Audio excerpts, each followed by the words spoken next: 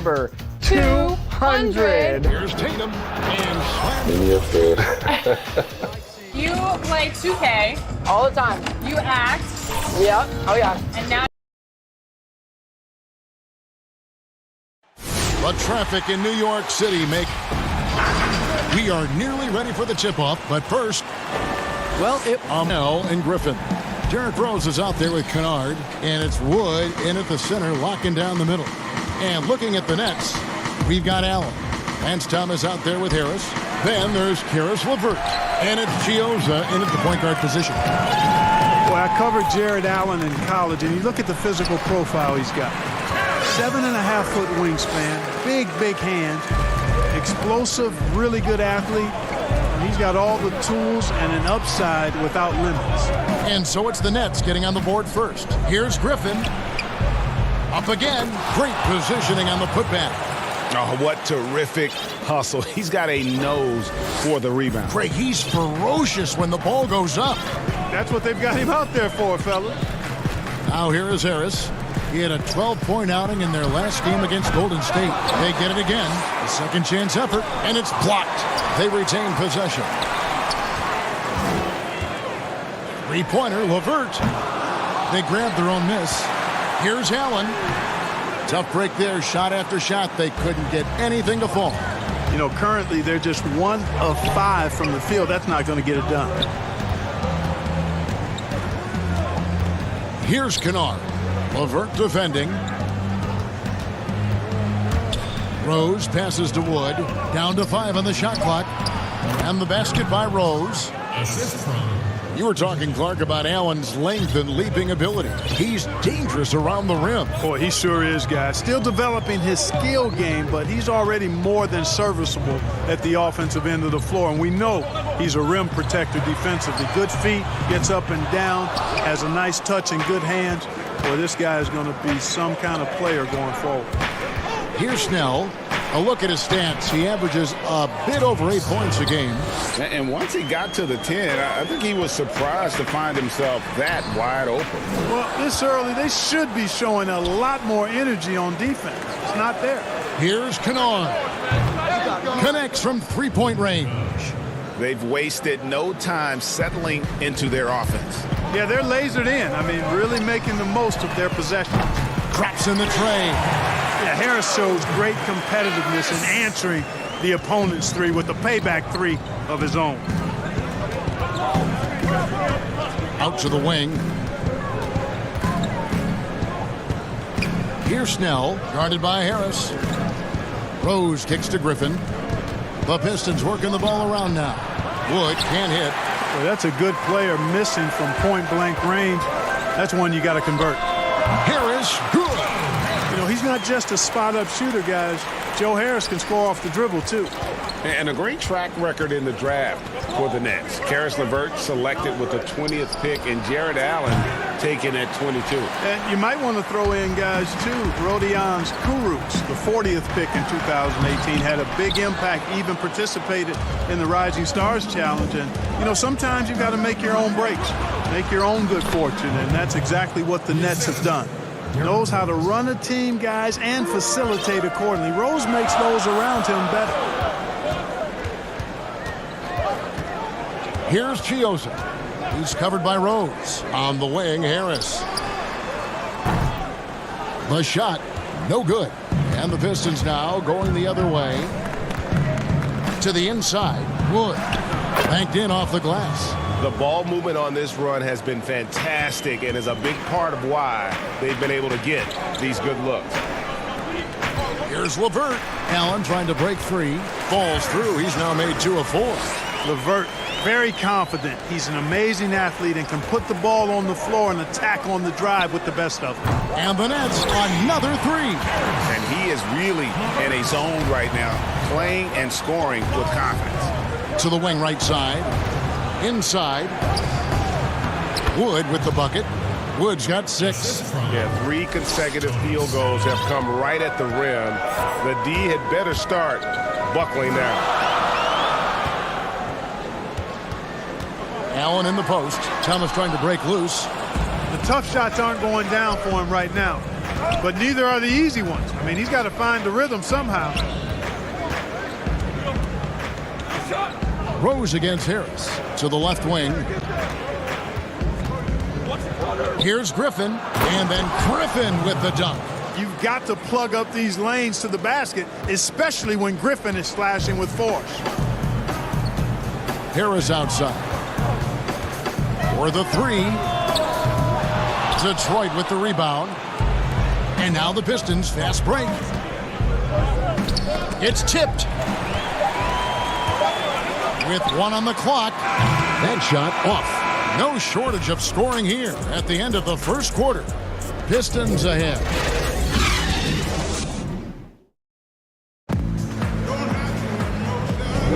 And if you're just joining us, we've played through 1 quarter in this one. And what stands out to you from the Pistons so far in this one? Impressive start. They came in with a well-conceived game plan and have executed. Yeah, you know what? Makes it really easy for the coaching staff in that case. No adjustments needed. Just keep on keeping on. On the floor for Detroit, Baker out there with Doumbouya. Then there's Brown, and it's Mikhailuk in at the 3 spot. Here's Brown. Karuch grabs the board. And that's trailed by 5. Crawford with the ball. Picked up by Brown. Among the bigs, which one do you think runs the floor the best? Boy, I tell you, Anthony Davis is gazelle-like, and this guy is north of 7 feet tall and is just agile and quick in getting up and down. I think I'd put him at the top of the list. Clint Capella is in that category, and Giannis Antetokounmpo as well, but a lot of times he has the ball and is taking it rack to rack. He does. Brings it up like a guard, and no one can stop him. Nobody can stop that guy. He gets coming downhill at you. And we've got an update here, so let's check in with David Aldridge reporting from the sideline.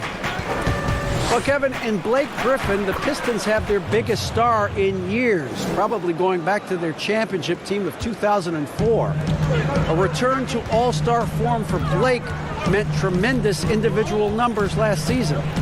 The Pistons hadn't won a playoff game in more than a decade.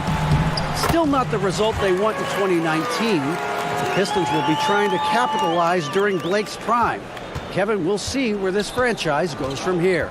We sure will, David, but he's a terrific player. Thank you so much. And the Pistons with possession here. After the basket by Brooklyn. Pass to Mikhailuk.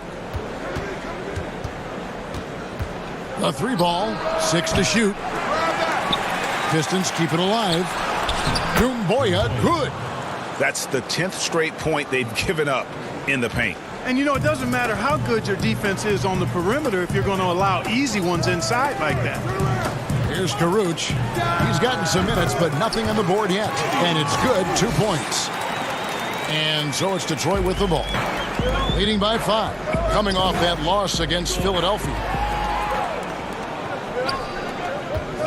Here's Temple. He's covered by Brown. That one falls. Oh, how about the floater there? Nice drop. For the Nets, they come into this one following a loss to the Golden State Warriors.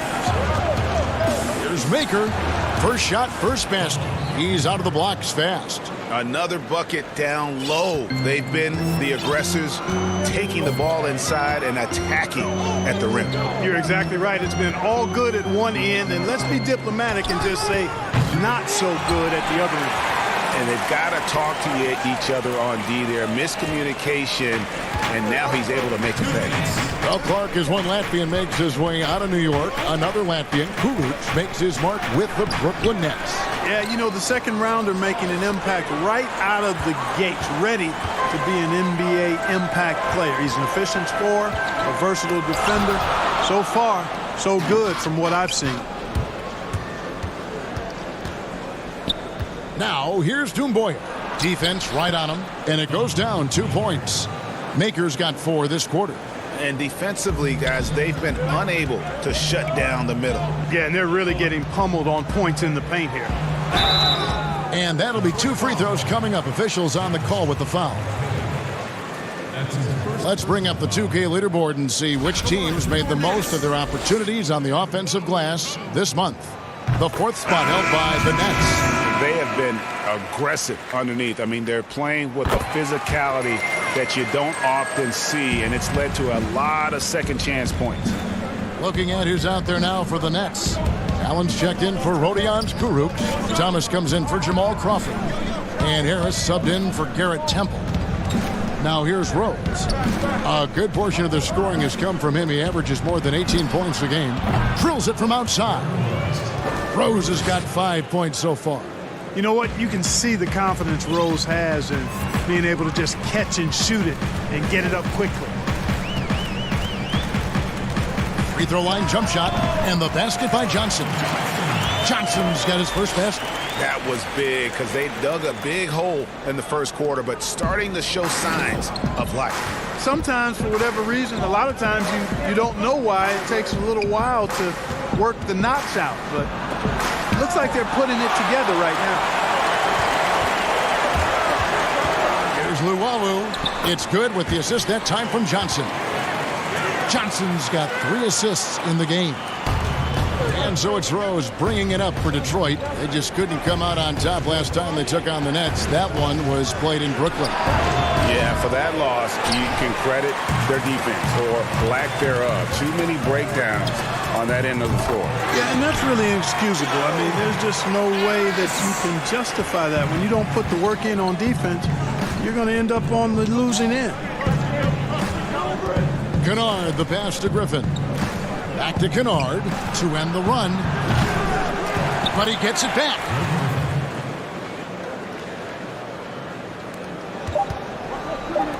Near the three-point line, it's Thomas. Again, the Nets for 2. It's stolen by Johnson. So that'll be it for the first half. Fairly. The 2K Sports Halftime Show. Hey everybody, welcome to the 2K Sports Halftime Program. Brooklyn found themselves in a close game in the first. During one stretch, they trailed by 7, never fall. And that'll about do it as we...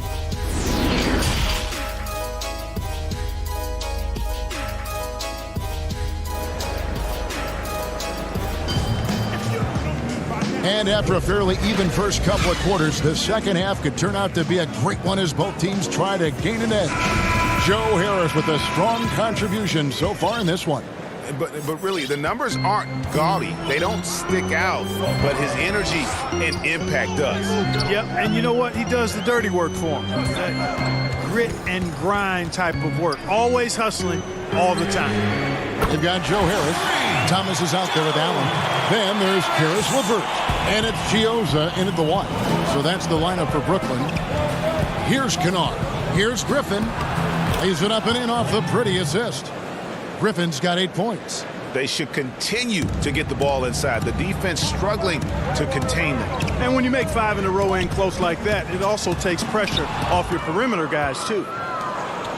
And here's the fast break. Rose leading the way. And he drops in the layup off the glass. Rose has got his 3rd bucket of the night. Boy, he's an absolute blur. Derrick Rose, cat-like quickness. It's Thomas outside. Rebound by the Pistons. Wood's got 6 rebounds in the game. And guys, one thing that has been interesting to see since Blake Griffin came to Detroit is how he's developed as a leader. Has come into his own with how he takes responsibility for the team's play. Brooklyn's gone 1 of 2 from beyond the arc since coming out of the break. Chiozza passes to Harris. Offensive rebound. They blow the whistle just as he gets it off. That's 2 points with a chance for another one at the stripe. Boy, Allen brings tremendous intensity to rebounding. I mean, his commitment to just trying to outwork guys on the glass is special, especially for a young player. And he's got his first chance at the line here. And of course, we'd all like to see his percentage at the line improve, but he just does not have the touch right now. He's in the 60s. Well, it definitely was a disappointing part of his game this year. Not the numbers he was hoping for from the stripe. Here's Griffin. Lays it up off the glass. Griffin's got the game tied up here for the Pistons. And with Griffin, you look at his time on the Clippers, and for most of his career, he was more of a second in command. Coach Casey said last year early on that Griffin is the leader of this team. And Blake took it upon himself to step up to the challenge. Makes sense no matter how you look at it. He's their best player and needs to be one of the leaders. Here's what Brooklyn's going with right now. Jamal Crawford, he's checked in for Harris. And Garrett Temple subbed in for LeVert. On the sideline, let's catch up with Hall of Famer David Aldridge. Well, Kevin, Kenny Atkinson, who's a native of Long Island, now has his dream job, coaching the Brooklyn Nets. He doesn't need praise or recognition. Instead, he's fueled by the fear of failure. He says, I always feel like I'm one banana peel away from never being in the NBA again. And Kevin, he's got his team playing with that same determination. David, he sure does. Thank you very much. And the crisp passing has opened things up for them offensively. 10 straight points off assists. That's very impressive, and it also makes the game easy and fun to watch. Here's Chioza. Crawford looking over the floor. On the mark with the 15-footer. No idea what they were thinking there defensively. I mean, that's a shot he makes often. Here's Mikhailuk. The shot's good. Brown making the play. Mark, the level of nuance in the footwork that keeps evolving every few years. Talk about the changes that you have seen from the time you've played to the exquisite footwork we see now. Well, you know, some of my peers would say that these guys are being allowed to walk and have it talked about as good footwork. So you work with Reggie and other guys, and I hear them all the time saying guys are getting away with carrying the ball and so forth. But the footwork is pretty good. I mean, when you think about it, the step-back three-point shot, the ability to make plays off the dribble, all attributed to footwork. I think it's just an evolution of the game. As players see more and more of excellent work on the court, they're able to emulate it a lot sooner and a lot better. Here's Johnson following the bucket by the Pistons. Luwabu's shot is off. Another rebound hauled in. They're hitting the glass with a lot of passion. Guys, that's been the key to their lead. I mean, simply put, the effort they've displayed on the glass has been the difference. Passes it to Karuch. Down low, here's Allen, and Henson sends it back. Hey, that reach of Henson, remarkably long, unbelievably long, and that allows him to wipe away shots effectively. And Brooklyn making a change here. Thomas is checked in, and a switcher also for Detroit. Griffin's checked in. Now here's Rose. Count it. Griffin's got the lead up to 10 now for Detroit. And an important part of every team's game, a look at the hustle stats for the Pistons. We've seen them make the extra effort from a defensive standpoint, closing out airspace and sending shots back. They haven't wasted time getting the ball up the court tonight either, and it's resulted in a lot of fast break points. Well, when you look at the skill set of Tyler Johnson, he really is the epitome of a catalyst. Comes in full energy every time, and if he's hitting his shots, you just ride that wave of scoring. Harris is checked in for Brooklyn. Pistons leading by 8. 36 seconds left in the third quarter. Snell finds Griffin. Back to Snell. Allen with the rebound. Allen's got rebound number 7 for him tonight. It's stolen by Rose. Fast break Detroit. Here's McCray. It's good. This time the assist from Rose. Rose has got 3 assists tonight. Just impressed with the teamwork out there, setting the table for one another. 5 straight baskets, Greg, resulting from assists. They're playing as one unit out there. Here's Griffin. And no good on the last second attempt this time. And so is Detroit going into the break with a 10-point. Now let's take a listen on head coach Dwayne Casey. Solid defense wins this game right here. All right, getting stops and take whatever offense. And this is it. Glad to have you along for this 4th and final quarter. All fueled up and ready to go. Let's reset the lineups courtesy of Gatorade for the 4th quarter. And Detroit looking at who they've got. Griffin is out there with McCray. Then it's John Henson. Then there's Derrick Rose. And it's Kennard in at the shooting guard. You know, guys, Harris has proven to be more than just a shooter. Harris also comfortable finishing over aggressive defense. Rose in the post is guarded by Johnson. And slam dunk by Henson. Oh, taking it to the rack with power. Hammering down the two-hand slam. Really piling on the lead with a dunk like that. Now here's Allen. Harris finds Johnson. Back to Harris. Second chance shot. Connects. The jumper drops. Make that another one for Harris. One of the most efficient scorers in the NBA. Here's Kennard.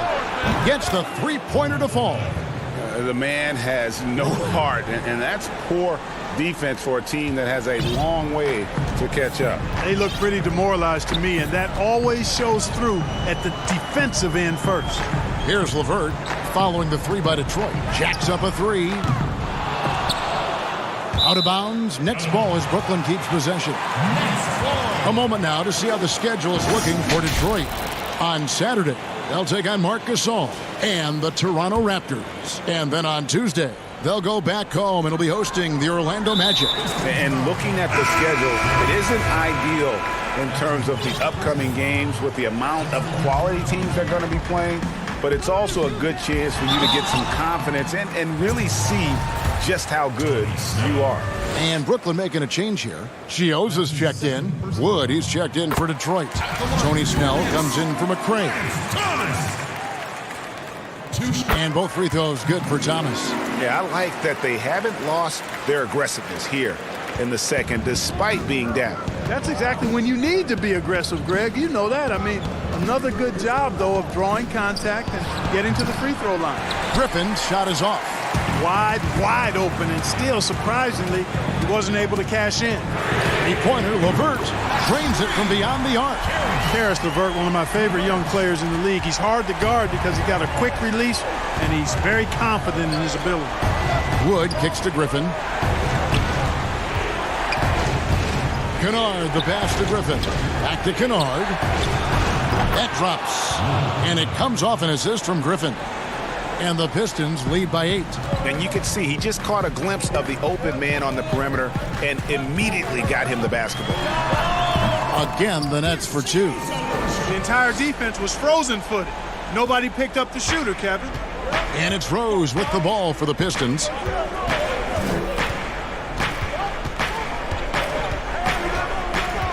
Pass to Wood. And he converts the layup. We all know how Rose can score the ball, but sometimes I think we dismiss how good of a passer he is. Here's LeVert. Rebounded by the Pistons. Wood's got his 8th rebound here tonight. And the call will be against Karis LeVert. That is his first foul of the game. Pistons leading by 8. Right side Rose. Griffin dishes to Rose. Here's Wood, defended by Allen. Clock at 6. Rose passes to Griffin. The Pistons need to get off a shot here. To the middle, Snell finds Griffin, and they force the shot clock violation. Great D.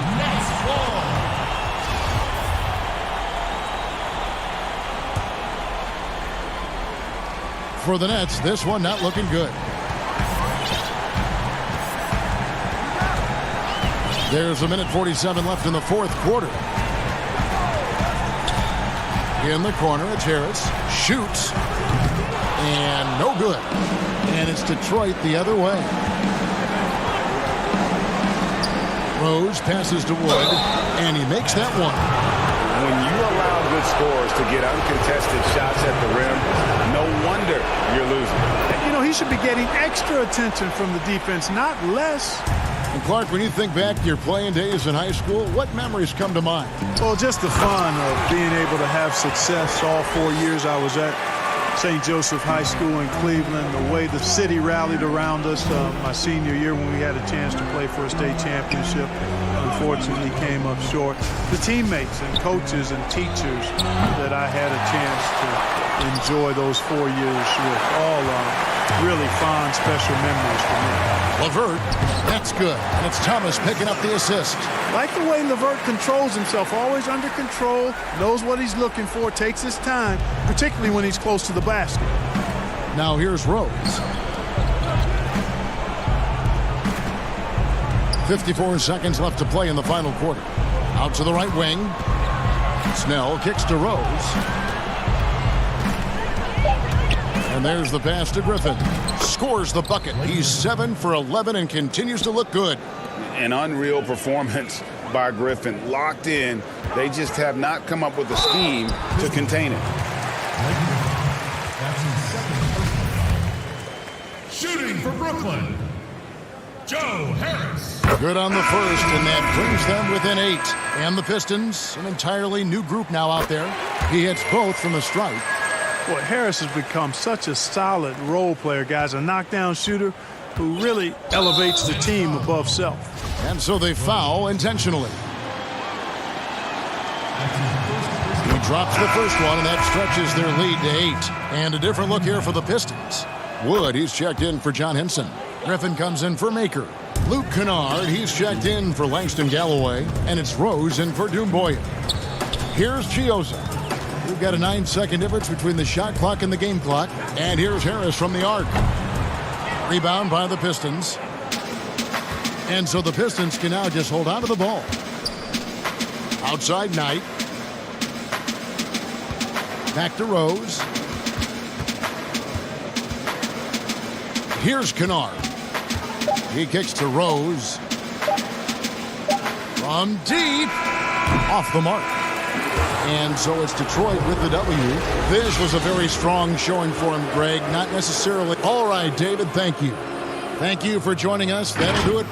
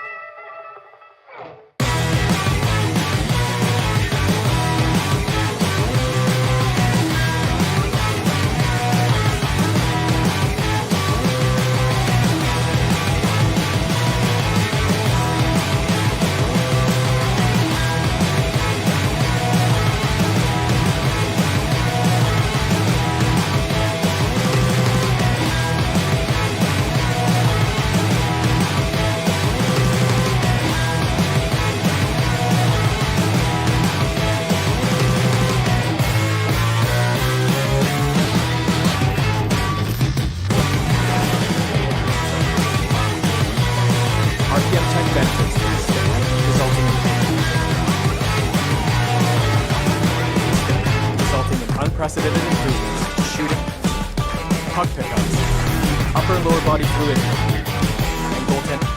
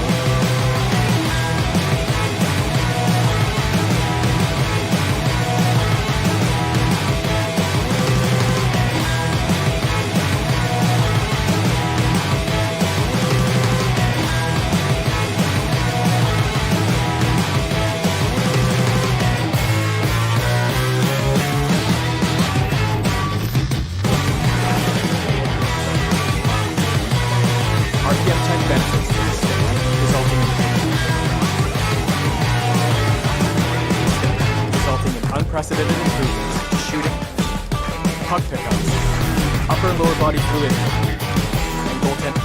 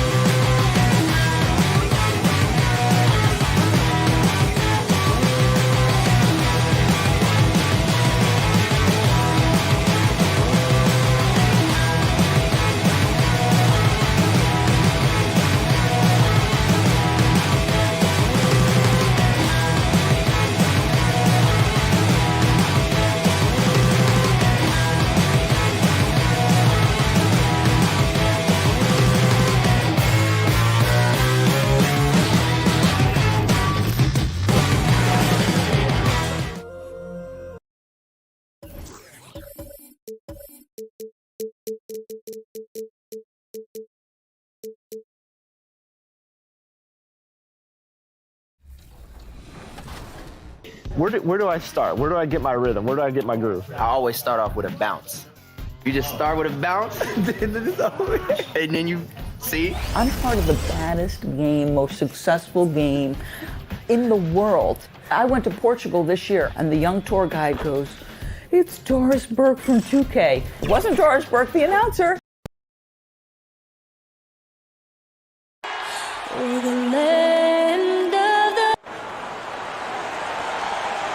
It's the NBA on 2 payday. Yeah, and he has their confidence. David, thank you. Let's check out Indiana's starting lineup. Warren and Turner at the 4 and 5. Then there's Victor Oladipo. Then there's Malcolm Brogdon, and it's Holiday in at the 2 guard. And for Detroit, on the wings, Kennard and Snell. Wood out there with Griffin, and it's Rose in at the point guard position. Holiday finds Oladipo. He can't get it to go. Great D that time from Griffin. And so it's Rose bringing it up for the Pistons. Wood. The rebound by Turner. I think the Indiana Pacers, as an organization, a team that tries to grow its own superstars. Miles Turner, certainly a guy in that conversation. The 11th pick back in 2015, he has gotten better every single year. Clock at 6. Here's Brogdon, and it's in there. First points of the night, and you know this is going to be a battle of matchups. What's going to be fascinating to watch is which matchups are they willing to go exploit. So the Indiana Pacers able to put the first points up on the board. Rose scanning the floor. The alley-oop. And they turn over the 24-second buzzer, signaling the shot clock violation. And now just over a minute played here in the first. And Brogdon, here we go. And out of bounds, the Pistons will take it.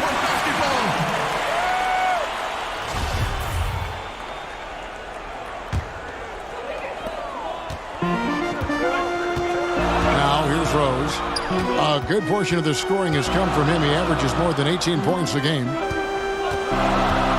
Over Warren. Second shot opportunity.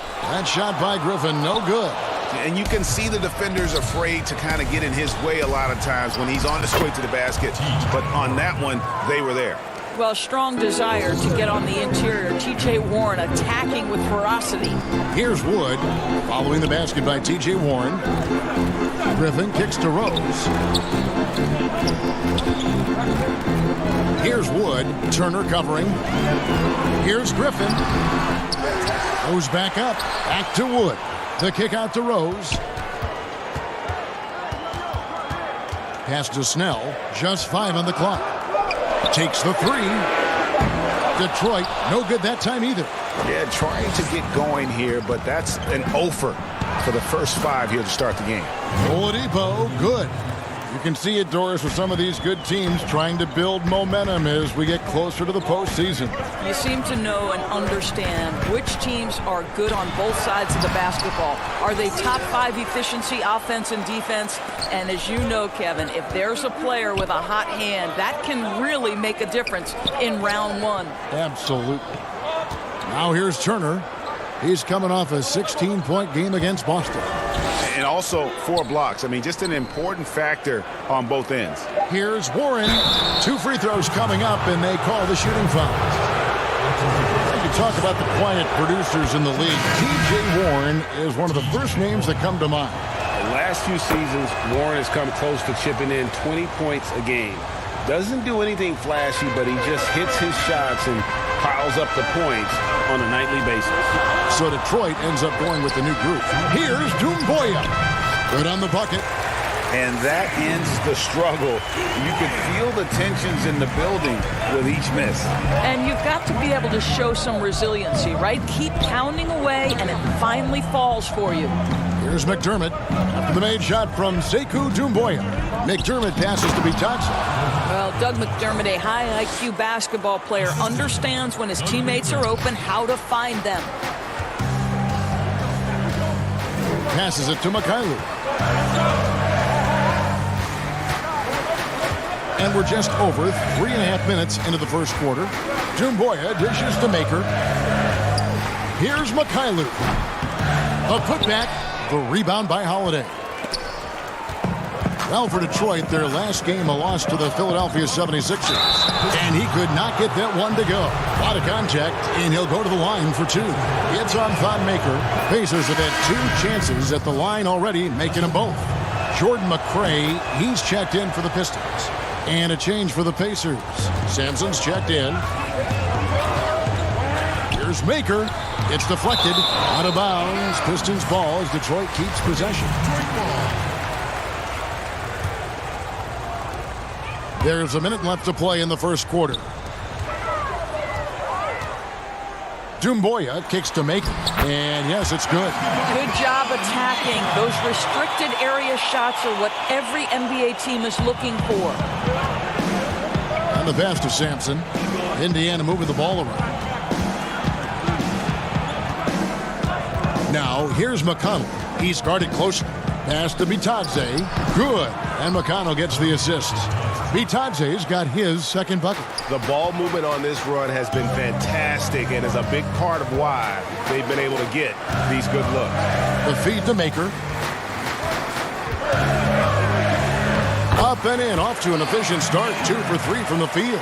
And a nice job here early of establishing an inside presence.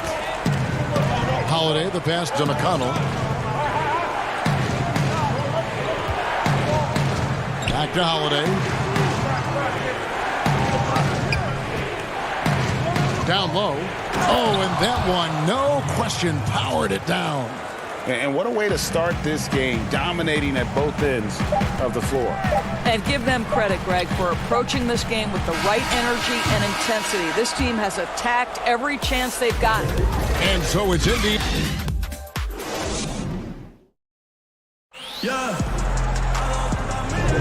And welcome back to the second quarter of action. Plenty of basketball left to play, but this one has been one-sided so far. And taking a look at the Pacers' performance here, guys. What are your thoughts? Well, the offense is clicking, and they seem to have seized the momentum here early on. Boy, it's been a really pretty thing to watch, executing their game plan to perfection. And so in the game for the Pacers, they've got Doug McDermott and it's Sampson in at the 3 slot. Well, easy money, right? I like the strategy. Go inside, get a high percentage look. Indiana leading by 8. Boom, he jams it straight down. He's going to put that one in his scrapbook. Insane dunk. And now they're starting to rub it in, build up a lead, and here we go, baby. It is showtime. Okay, well, let's go down to David Aldridge for a report from the sideline. Well, Kevin, Dwayne Casey was the 2018 Coach of the Year, but as we all know, he was fired after that same season by the Raptors. Casey's found a home in Detroit. Casey said, "I have no regrets." Winston Churchill said, "Success consists of going from failure to failure without losing enthusiasm. And that's what I've done." So, Kevin, Dwayne Casey is still pounding the rock. He sure is, and I like that Churchill quote as well. Thanks, David. Here's Doumbouya. There's Brown with the 3, and the 3 ball is good. Brown's got 5 points in the quarter. Such a reliable threat from range. You'd think the defense might key on him a little bit more. Here's Sumner. Gets a hand on it, controls the rebound, and puts it back up and in. Oh, a nice tip in to salvage the points from that missed shot. And those second chance points can add up. Pass to Doumbouya. Kicks it to Galloway. Now Brown. 4 on the shot clock. Misses the layup. You know, you can't impact a shot that close any better than he did on that possession. Boy, whether he blocks it or simply alters it, the result is pretty much the same. Big miscommunication on defense. He recognizes it and quickly takes advantage. And that's typical of this guy. He's always reading the situation, reacting quickly, and capitalizing. And a different look here for the Pistons. Christian Woods checked in for Henson. Griffin comes in for Jordan McRae. Luke Kennard, he's checked in for Bruce Brown. And it's Rose in for Langston Galloway. Brogdon with it. Working on Rose. It's Rose. Here's Kennard. Guarded by Holiday. Out to the right wing. Passes it to Doumbouya. Turner with the steal. About 3 minutes played so far in the second quarter. The shot by Brogdon, no good. So for the Pistons, their last game a loss to the 76ers in Philadelphia. Miles Turner, the 11th pick in 2015. I think defensively probably the best player out of that class. And if you view it through that prism, you wonder if going back he might have gone top 5. Pacers leading by 10. Brogdon outside. Warren dishes to Turner. Brogdon against Rose. From 12 feet out. And that one's good, Brogdon. Brogdon's got 6 points. And you know, Doris, there were some medical red flags for Turner that may have caused him to slip a bit in that draft. Yes, but I think he has alleviated any of those concerns. Credit him and the trainers for developing his core and for this young man paying the price in the weight room. He's gotten stronger and stronger. To the wing right side. Doumbouya kicks to Griffin. Here's Kennard. He's been quiet so far. Still no points in the game. Back to Griffin. Shoots over Warren. And with that shot, the Indiana lead is cut down to just 12 points with the basket from Blake Griffin. And Brogdon has got the ball here for the Indiana Pacers. After this one, they're off to Philadelphia to take on the 76ers. That will conclude their brief 2-game road trip. For Detroit, they've gone 5 of 8 from the floor here in the second quarter, over 60% shooting. And again, Detroit turns it over. They came away with the victory in their last meeting, which, by the way, was also in this building. And the last time they faced this club, rebounding was their big advantage. T.J. McConnell, he's checked in for Malcolm Brogdon. Now, here's McConnell. He's covered by Rose. Puts it up from 12, and McConnell gets it to go. McConnell's got the lead up to 14 now for Indiana. Pick works well there. Not much resistance from the D. It takes incredible effort to stay connected to the hip of the offensive player. You've got to want to work. Really, the right play defensively. If you can't block, force them to the line. For Detroit, they have gone 1 for 1, making their previous attempt at the line. And so Snell nails both of them. And that's another area where he is just a superb player. Excellent at the free throw line. And so it's the Indiana Pacers up by a dozen. All right, Dave, thank you. And time now for the halftime break with the third quarter. And now, the 2K Sports Halftime Show. Hey, welcome back. So it's Indiana who's out on top at the half. They are leading by 12. And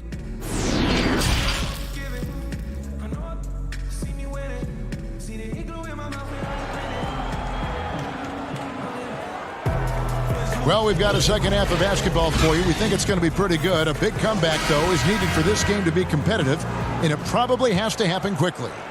Doris, so interesting to watch 7-footers who almost never shot three-pointers make that now a featured part of their game. Give some credit to the coaches who recognized the game was being revolutionized and that three-point shooting, regardless of position, would become integral to success. So a guy like Marc Gasol, who actually fought the idea of taking threes, Brooke Lopez, Nikola Vucevic, all of them have become more integral to team success and more capable NBA players because they can shoot the basketball. It's beautiful. It is. Evolving and adapting at that size has been something to watch.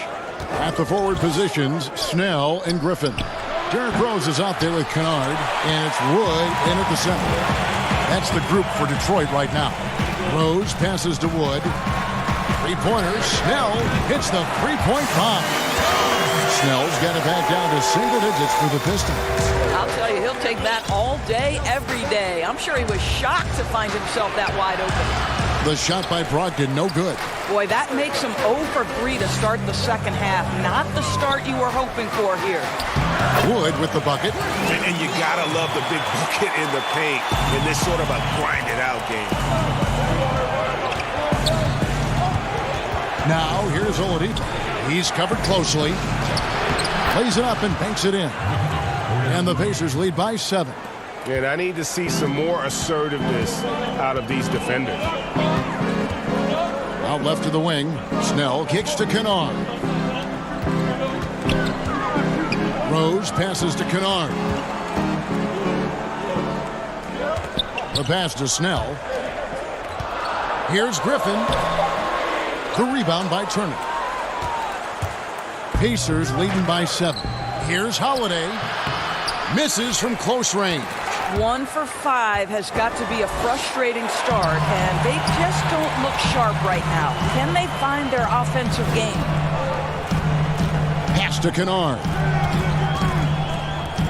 The Pistons working the ball around now.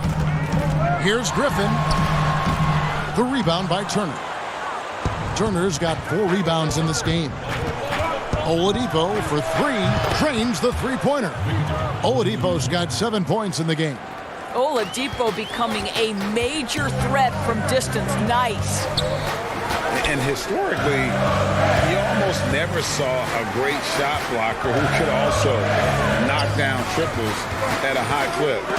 But count Miles Turner among the unicorns who provide that rare combination.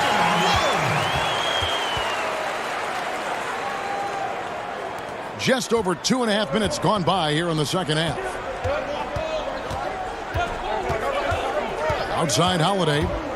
Outside Warren. The shot by Brogdon wide open. That three off the mark.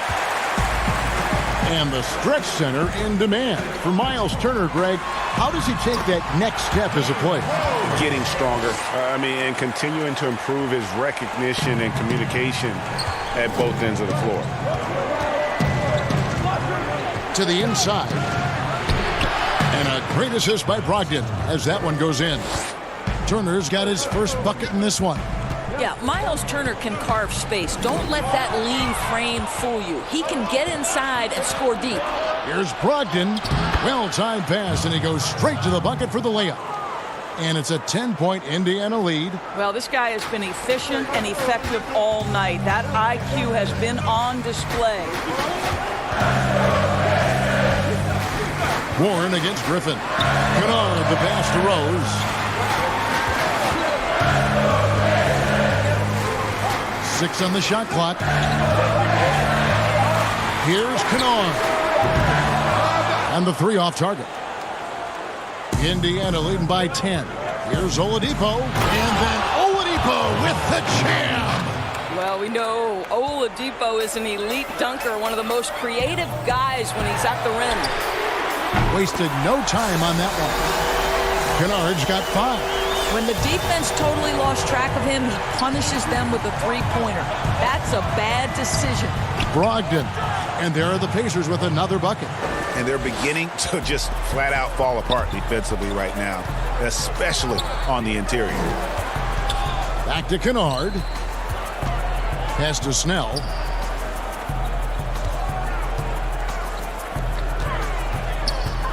From the arc. Gets it to go from beyond the arc. Snell's got 6 here in this quarter. And Brogdon has got the ball here for Indiana. They've led by as many as 14 points. A wide open look here for Oladipo. Tried to come right back with the 3 of his own, but it's no good. Wood kicks to Snell. Wood passes to Snell. To the paint. Stolen by Brogdon. The wide open look here for... Oh, and he nails it just in time. One eye on the rim, one on the clock. Well, through 3 quarters of play, down double digits, it may be difficult to overcome. Pacers lead by 11. And fourth quarter basketball will be coming your way on 2K Sports right after this. And a quick look now at the State Farm assist of the game. And the definition of teamwork right there, guys. I mean, what great communication between them, and what a beautiful feed. And, Greg, nothing better than chemistry, right? Working together to create a bucket. And there have been 2 very different performances from these teams today as we get going in quarter number 4. On the court for Indiana, Warren and Turner at the 4 and 5. And it's T.J. McConnell. Then there's Oladipo, and it's Holiday in at the 2-guard spot. Now McConnell. Rebounded by Maker. Here's McKayler. And another 3 for Detroit. Yeah, that's too good a look to give them from behind the arc. 60 seconds off the clock here in the 4th. McConnell scanning the floor. He kicks it to Oladipo. Shoots over Henson. Another shot. Here's Turner. Rebound, Detroit. Well, this is the kind of shot we've come to expect him to make. He's got to be upset with that one. Mikhailuk passes to Maker. And he gets the whistle. 2 free throws coming up. T.J. Warren picks one up. Oh, the officials are all over that one. No good on the free throw. Kennard, he's checked in for McCray. That's off as well, so he misses both. Pacers leading by 6. And Holiday kicks to McConnell. Oladipo outside. Now, here's McConnell. He's covered by Rose. Unloads from 13. And it's Turner finishing it off. Well, this is where Miles Turner excels. Set the screen, roll to the basket, make sure your hands are up and ready to receive. Kennard, the pass to Rose. Here's Mikhailuk. Rose finds Henson. Shot clock at 5. Here's Maker. Henson trying to break free. Maker misses. For Indiana, they've gone 1 of 4 since the end of the third quarter. Here's Oladipo. Rose with the block. And the ball travels out of bounds. It was last touched by Rose. A different look here for Detroit. Christian Woods checked in for John Henson. And it's Griffin in for Maker. Some changes for Indiana. Here's Sumner. Goes to the reverse layup and drops it in. And the Pacers lead by 10. Man, he's got such a great touch and feel around the basket. He made that reverse look easy. Griffin dishes to Rose. Here's Mikhailuk. A three-pointer, no good. Simply put, a bad shot, guys. They all know they can get a better look than that. Has to be Johnson. Sampson kicks to Sumner. It's Sampson top of the key. Holiday surveying the floor. Doesn't go for him. Now the Pistons take it the other way. Got a piece of it. The kick out to Rose. All sorts of time. Shot's good. Griffin making the play. Well, the rise and fire. Now money in the bank for Derrick Rose. What beautiful development of the jump shot. A bit under 3.5 minutes have passed here in the fourth. Wow. We are going to remember that one for a while. I know I will, Greg. That was special. That was really special. Inside, here's Griffin shooting foul as the whistle blows. He'll shoot 2 free throws. And Griffin has battled knee injuries during his career, but his persistence is incredible. Still a nightly double-double threat. Tony Snell's checked in for Detroit. Rocked in the pass to Warren. We've played just over 3.5 minutes now in the fourth quarter. Well, so committed to scoring near the cup. T.J. Warren, nice touch. Here's Wood. Turner covering. The pass to Kennard. And it's going to be out of bounds. The Pacers will take it. And that's just carelessness there. I mean, you have got to have your head in the game. Guys, a good chance for them to slow it down. Yeah, they definitely should use some clock here. And it looks like just playing the last bit of this one out in what should be a nice win here for the Pacers. This is a game where defense, steals specifically, generating a lot of opportunities. And it created possessions for them, scoring opportunities, and that effort a big part of what will be a nice victory here tonight.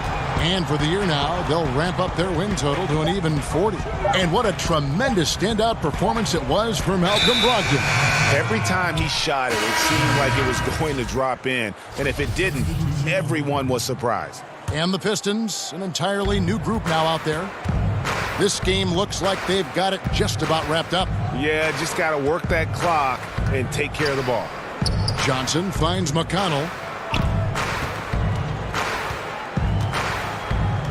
And the layup is good. McConnell's got the lead up to 14 now for Indiana. And once they smelled blood in the water, you could see the killer instinct take over. And you want to save your best for last. Tonight, they've done that and then some. Outside Knight. Shoots the 3.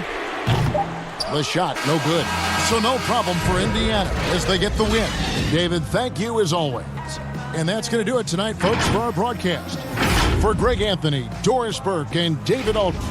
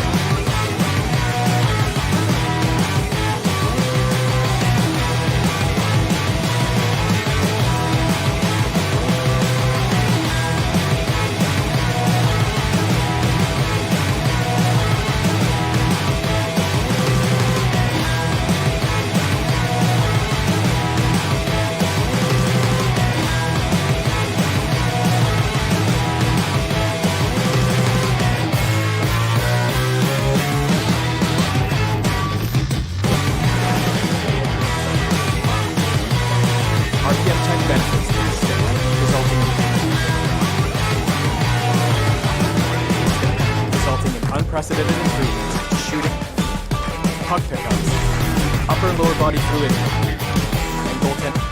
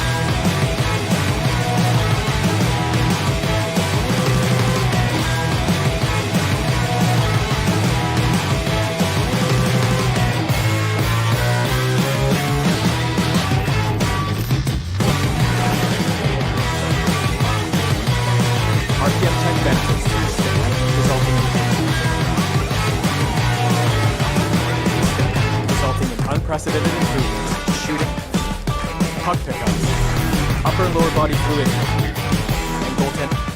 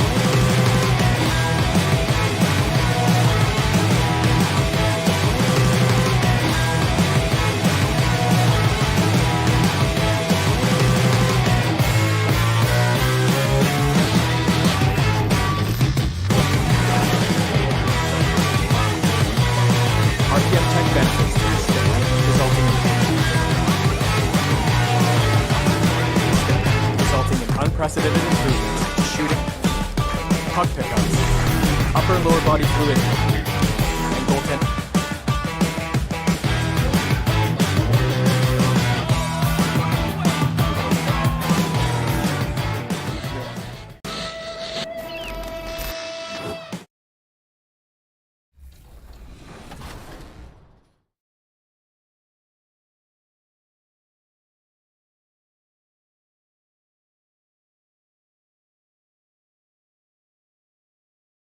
Welcome back to 2K TV. Bill Simmons, the sports guy. Now, the sports guy is your nickname, but if you were a player, what would you have as your nickname? Washed up. Washed up, Yeah. that's it? Yeah. The Brooklyn Nets coming into the building and looking sharp, and they hope to and take a lot of optimism. Thanks, DA. Here are the starters for Brooklyn. They've got Thomas. He's out there with Jared Allen. Joe Harris is out there with LeVert, and it's Chiozza in at the 1. And for Indiana, Warren and Turner at the 4 and 5. Then there's Malcolm Brogdon. Then there's Victor Oladipo, and it's Holiday in at the 2. Boy, quickly becoming a real force defensively. Miles Turner, one of the league's premier shot blockers. A wide open look here for Oladipo. It's good on the putback. You know, we talk about it all the time, guys. Those second chance buckets, always the result of that extra effort. Nice ball movement by Brooklyn. And Brogdon with a clear path to the rack. And good that time. Love how Brogdon runs when the break is on, determined to beat everybody down the floor. And you look at the job description for an elite defensive big man. Nowadays, it's not enough to just protect the rim. No, you've got to be able to move your feet and also defend on the perimeter as well. And that's where Turner's quick feet have helped him. He's able to guard smaller players and recover to the lane. And that's a nice combination. And he might not be a household name just yet, but Joe Harris is one of the game's true dead-eye marksmen. You can make the case he's the most underrated shooter in the league. And, guys, not sure where his head was on that shot. Not what this offense was designed to create. Not at all. I mean, that's where they want him looking for a teammate, not trying to do it on his own. He needs to share the wealth there. Chiozza, no good. Maybe not the most famous beard in the league, but Joe Harris's beard last year, Greg, drawing some notice in the NBA. The lumberjack look belying his feathery touch. Good size and strength, enabling him to play the small forward position when needed.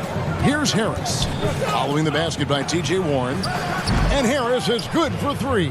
You know, knocking down the 3 guys, that's one of the premier three-point gunners in the NBA, Joe Harris. Here's Brogdon, and he makes good on the layup. Brogdon's got 6. Oh, this is the kind of start they were hoping for. Yeah, shots falling, off to a very good start offensively as a result. Here's LeVert. Tries again. Here's Allen. The offensive rebound. Passes to Thomas. Another miss. Boy, they had their chance there, but couldn't get it to go. For Indiana, they've gone 5 of 7 today so far. Nice shooting to get this game underway. And with a quick break in the action, here's some numbers for Jared Allen. 3rd in field goal percentage, 14th in blocks. And he's among the top 15 in rebounding. Just a powerful presence in the paint. And it's a strong accomplishment. 3rd best in field goal percentage. He just refuses to take bad shots. That's why his coaches love him.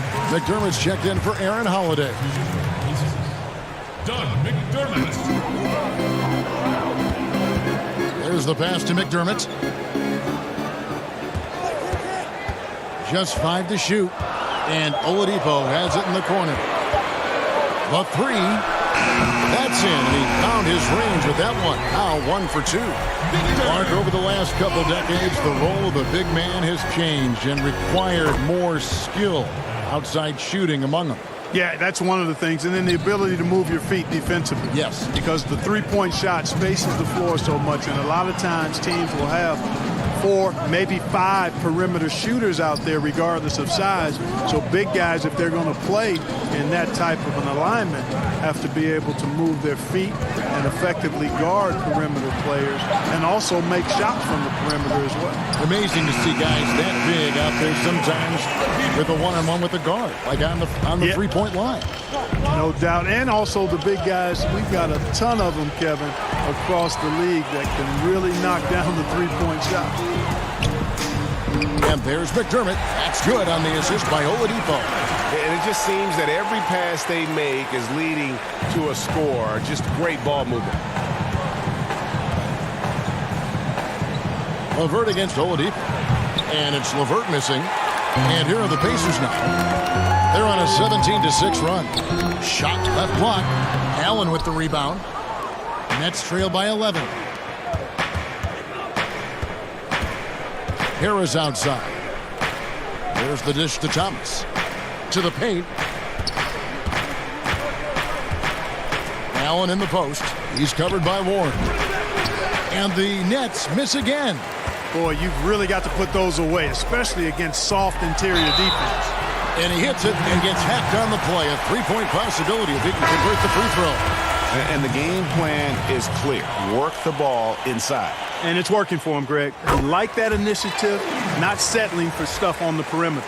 The Nets making a switch here. Odions Kurucs. He's checked in for Allen. Luwawu Cabarro comes in for Thomas. Jamal Crawford. He's checked in for Joe Harris. And Garrett Temple subbed in for LeVert. McConnell passes to Oladipo. It's stolen by Johnson. Here's the break. And he finishes it off with a one-handed jam. Well, if you don't take care of the ball, fellas, that's what can happen. Absolutely, Greg. That makes the turnover even more painful. What? You mean the throwdown at the end? I'll tell you what, fellas. I mean, the highlight shows are going to pain them even more. McConnell finds Oladipo. Nice D from Crawford. And so it's Indiana up by a dozen.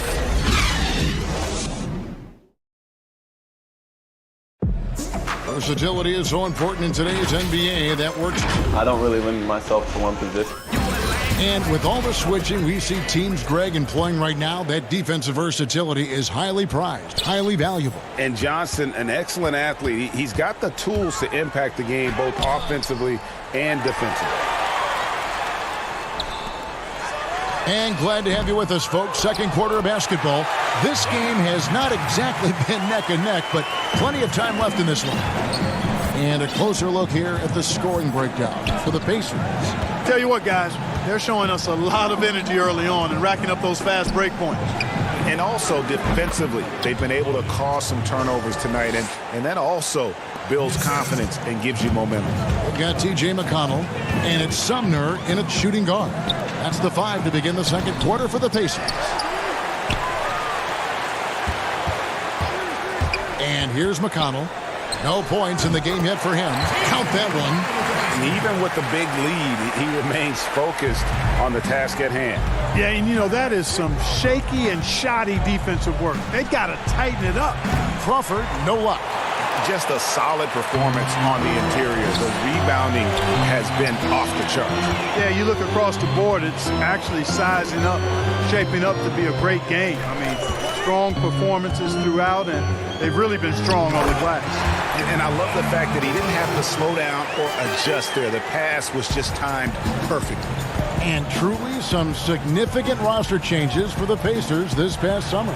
Jeremy Lamb, Malcolm Brogdon, T.J. Warren, they've gotten younger and gotten better as well, if you ask me. Excellent work by the Pacers front office. Here's Sampson. 16-point lead, the largest margin in the game. McConnell with it. Looking at his numbers, he's averaging about 6.5 points a game. Pretty much all of their buckets coming from inside the paint now. We're now about 2 minutes into the second quarter. And so Crawford will bring it up for the Nets. They went to Indiana for their last meeting with the Pacers and came out with a win. And their last matchup was a nail-biter, but they hung on, and in part it was because of their rebounding. That was the definitive difference. I mean, it came down to the final seconds, but the tough work on the glass they did carried the day. Here's McConnell. following the score by Jamal Crawford. McConnell with it. Johnson's there. Farouch grabs the board. No doubt it's been a bit of a struggle for him here in this quarter in terms of scoring. Great teamwork punctuated by a strong finish. That is the perfect fast break, guys. Getting a hoop before the defense can get set. Here's McConnell. Off target from three-point range. And he's been way off the mark this quarter. It's been ugly. Here's Luwawu. And contact on the shot, so he'll be shooting free throws here. And a great front office in Brooklyn. General manager Sean Marks taking over in 2016, and he just signed an extension. And you know, guys, that San Antonio tree has some great branches on it all over the league, and he's one of them. I mean, he's been a player, a coach, has worked in the front office. Marks understands all sides of the basketball business. So Indiana ends up with a new group on the floor. Yeah, I'd like to see more passes like that from McDermott, especially when guys are open. There's Chiozza. And the Nets miss again. They have been board dominant in this game. That's definitely been a factor in crafting this huge lead. And it's been a well-rounded performance. I mean, strong rebounding has certainly been at the center of it, but it's been good on a number of levels. The second chance effort, Allen, and it's sent back by Turner. Man, the defense of Turner is astounding. I mean, he positioned himself well to come up with a lot of blocks. The assist totals, Kevin, just continue to grow. They're way ahead in that category. Ball movement has been flawless. Clearly just an example of a different mindset between these teams. Looking at who's out there now for the Nets. Lance Thomas comes in for Luwawu Cabarro, and it's LeVert in for Garrett Temple. And again, no good by Brooklyn. Indiana leading by 21. And it's Brogdon off the drop, and he uses both hands to jam it in. Well-rounded effort, and they show no signs of letting up. Almost no holes in their performance tonight. They've been tremendous. Tremendous versatility for Karis LeVert, offensively, Clark, and defensively. He can play multiple positions. Oh, I like that about him too, Kevin. 6'7", he's a gifted scorer, can make plays when the ball is in his hands. The Nets have a number of ball handlers, and that's what Coach Kenny Atkinson believes in. Let's get a lot of guys that can make plays and do it for each other and together, and we've got something good. And, guys, they continue to put a lot of pressure on the interior defenders with their work down low. Not a shot he should have taken in the face of such tough defense. He needed to get a better look. And Turner throws it down. Boy, just destroying the defense's confidence with his ridiculous bounce and his skill. Miles Turner, special.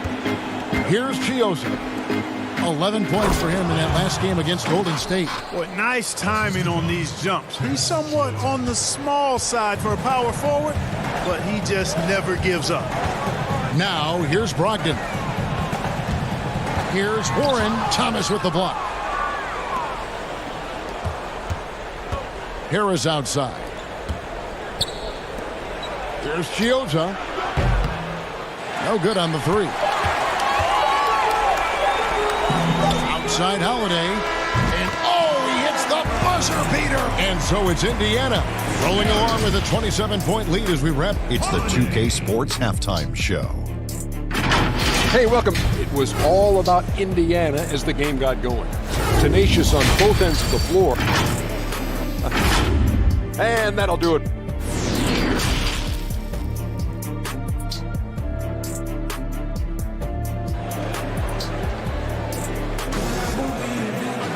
And as we dive into the second half, we'll find out if the next two quarters are any different from the first two. So far, it has been a runaway.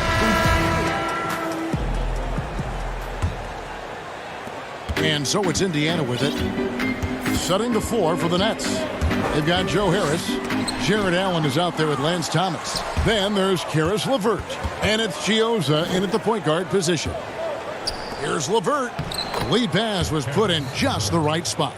Man, can you always depend on him or what to lead you to the right place with that pass? Money. And Clark, when you were playing, I imagine the pre-draft process was a lot different than it is today.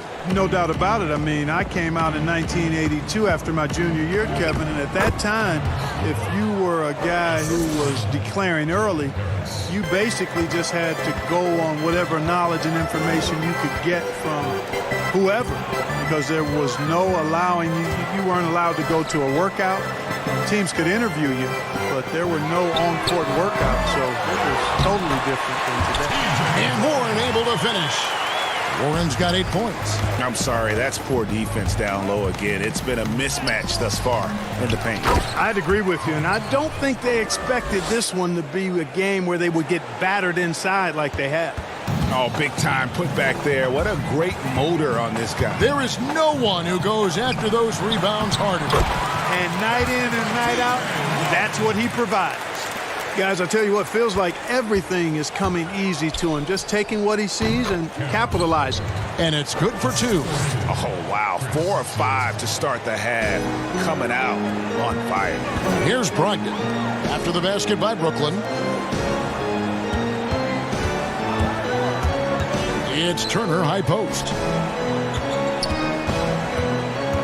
Pass to Holiday. Over Thomas. And that one goes long. And so it's Harris who will bring it up for the Nets. A nice shot by LeVert. LeVert's got 8 points in the quarter. And he's really shot the ball well, but it hasn't been contagious. Are there any changes you'd like to see made in the process when players and teams are fine for any number of things? Incidents on the floor or off the floor? Well, I think there's a place for fines and the different amounts depending on how egregious the act is by a player or team makes some sense. I think having different categories. But I'm one that would rather hit hard and less often. So I think if you want to minimize the number of fineable offenses, then make the penalty be greater for those things that are fined. And the basket by Caruth. Yeah, clearly a defensive lapse there. He is automatic from deep if you're going to leave him that wide open. Big time mistake. Here's Sumner. Still getting warmed up offensively. No scoring yet from him. Oladipo goes in. A rebound by the Nets. Allen's got rebound number 8 here tonight in the game. The 3 from Thomas. That shot off the mark. Nice D from Oladipo. To the inside. Turner. Good. And it's Oladipo picking up the assist. Oladipo's got 3 assists tonight. Boy, that's outstanding court awareness from Oladipo. Head up and found the open man. Now here's Crawford. And it's Caruth missing.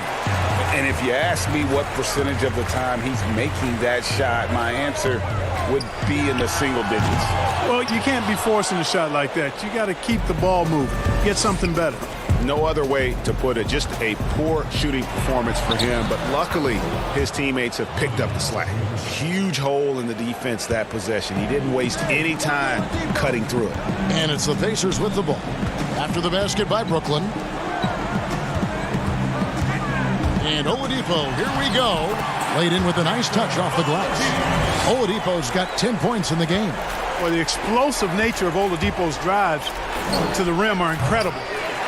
Hard for any defense to keep him from attacking the way he does. Just in a perfect position to grab that rebound and then get the putback. 51 seconds left to play in the third. Here's Bitadze. 2 points. That one goes. He has 6. When you allow good scorers to get uncontested shots at the rim, no wonder you're losing. You know, he should be getting extra attention from the defense, not less. Now here is Holiday. After the miss from Crawford to the middle. Here's Sumner. Nice pass. Right into the rack perfectly for the layup. Sumner's got his first 2 points of the night. Down low. Here's Allen. Good work defensively by Turner. Does not get much easier than that, but somehow he came up empty there. Oladipo, good. First 3 of the half, second of the game. Can he beat up? Here's Thomas. And the call on the shot that sends him to the line. It's his first trip to the line. And he shot foul shots at about a 75% clip a season ago. And good on the second, so he makes them both. We've got 13 seconds left to play here in the third. Sampson kicks to McDermott. Stolen away. It could go. And the last second attempt doesn't fall. And so it's the Indiana Pacers holding a very comfortable 25-point lead as the quarter comes to a close. The score. How about a look at today's State Farm assist of the game? Yeah, an easy choice tonight. Look at the precision on this pass. Put it on a platter for him. Served him up a tasty room service dime right there, boy. And with the fourth quarter upon us, time is running out for this game to become competitive. Nets shooting a meager 37% for the game. McDermott is out there with Leaf. Then it's Johnson, and it's T.J. McConnell, and it's Sampson in at the 3. So that's the group out there for Indiana. From 12 feet out, and it's wide right. It's off the rim. And thus far, they've managed to overcome an off game from him offensively. Now flying high and throwing it down with the one-hander. One of his favorite moves right there, guys. Does it as well as anybody, fellas. Tremendous skill while in the air. Clark, you and I are amazed at how the global interest of the NBA has just gone through the roof. The league has made a lot of right moves, I think, in this area. They sure have, Kevin. I couldn't agree with you more. I mean, the international reach through what coaches in this country have done in teaching the game and promoting the game. Not just coaches, but players as well. I think there's something about the game of basketball that just really transcends cultures. The pace of the game, the personality of the players, the creativity of the game, all of that lends itself to being so popular globally. Musa, he's checked in for the Nets. Here's Temple to the wing on the left. Anderson passes to Musa. And contact on the shot, so he'll be shooting free throws here. And with the signing of Durant and Irving along with DeAndre Jordan, Greg, are the Brooklyn Nets now claiming the mantle for the top team in New York? Listen, they were already the better team a season ago. After stealing the Knicks' thunder in free agency, acquiring the superstar talent, they're poised to steal the Knicks' cultural relevance as well. Catching up on the changes now for Indiana. Miles Turner, he's checked in for T.J. Leaf. Warren comes in for Jakar Sampson. And Malcolm Brogdon subbed in for Johnson. Boy, he really bungled that penalty. Yeah, clearly a foul of frustration right there. Not his best moment. Obviously, no one on their team's happy right now, but you shouldn't be taking that frustration out on your opponent with a poor foul. Hall's checked in for Harris. McDermott dishes to Warren. Nice shot by McDermott. I think he's got to keep working on his interior game. Doug McDermott showing he wants to be more than just an outside shooter. And that's a foul called on T.J. Warren. That'll be his second foul of the game. Clark, a lot of fans ask us what qualifies as a legal screen versus a moving screen. They feel there's a lot of gray area there. What do you think? Well, I think there is some gray area because the problem you have, one of the problems is a number of veterans out there have become really masters at getting a little extra into their screen, which borders on illegal and many times is. So the league is doing a pretty good job of clarifying it. If you're moving your lower or upper body to help a teammate with your screen, then that should be called. And most times it is called as illegal. A hip check, a shoulder, any of that to set a screen is illegal. Here's Musa. That one's not going to go. Good D by Brogdon. Inside, here's Warren. I tell you what, he earned his money on that foul. Yeah, if you're going to foul, then make sure that you don't give a chance for the and one. In a moment to look at the scoring approach in terms of where the points are coming from for the Pacers. Fantastic passing. We saw it in the first half, and it's carried over here in the second. They've also been pounding it inside tonight and coming away with a lot of points in the paint. I call those PIPs. Looking at who's out there now for the Nets. Allen's checked in for Temple. And it's Crawford in for LeVert. Up again. Great positioning on the putback. Nice. nice tip in there. I mean, he's got like a sixth sense in terms of where the miss is going to go. That is really a talent. Stolen by Warren. Now, here's McConnell, guarded by Crawford. The shot's good from Leaf. And that's right where they wanted to go with the ball, in rhythm. Stolen by Warren. Bitadze, the pass to Leaf. Some nice passing here by Indiana. Mark, the max contract didn't exist when you were playing. Is it something that should be up for debate? Well, it's a function of the economics of the league now, and in theory, there's some reasons why you have max contracts, because a guy has earned that opportunity, a way to keep a star player or max contract player with the same team, I think is part of the reasoning behind it. I mean, debating it and talking about it is probably something that makes some sense. If you're thinking about getting rid of it, I'm not so sure. And one team is just completely outclassing the other tonight. Spirited performance, and it really ignited what is turning out to be a monster win here for the Pacers. The differential in assists led to a lot of open looks, and it also helped to get more guys involved in the offense easy. And they made the defense adjust, but they just couldn't come up with an answer. And for the year now, they'll ramp up their win total to an even 40. The one player that really stands out, of course, in this one, it was a dazzling game for T.J. Warren. You can't look back at too many major moments in this game and not see his imprint put all over it.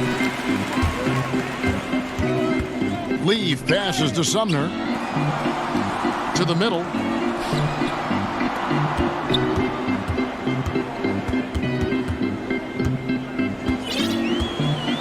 Five on the clock. Indiana needs to get a shot off. Back to Johnson. He drains it as the shot clock ticks down. They made the most of their opportunities, looking comfortable and locked in throughout the night. Boy, they've given their fans plenty to cheer about, that's for sure. Effort, skill, coaching, you name it, they've done it. Crawford's shot is good. So no problem for Indiana as they get the win. This game may not have been... Thank you, David. Great interview once again. Well, folks, that's going to do it for now. For Clark...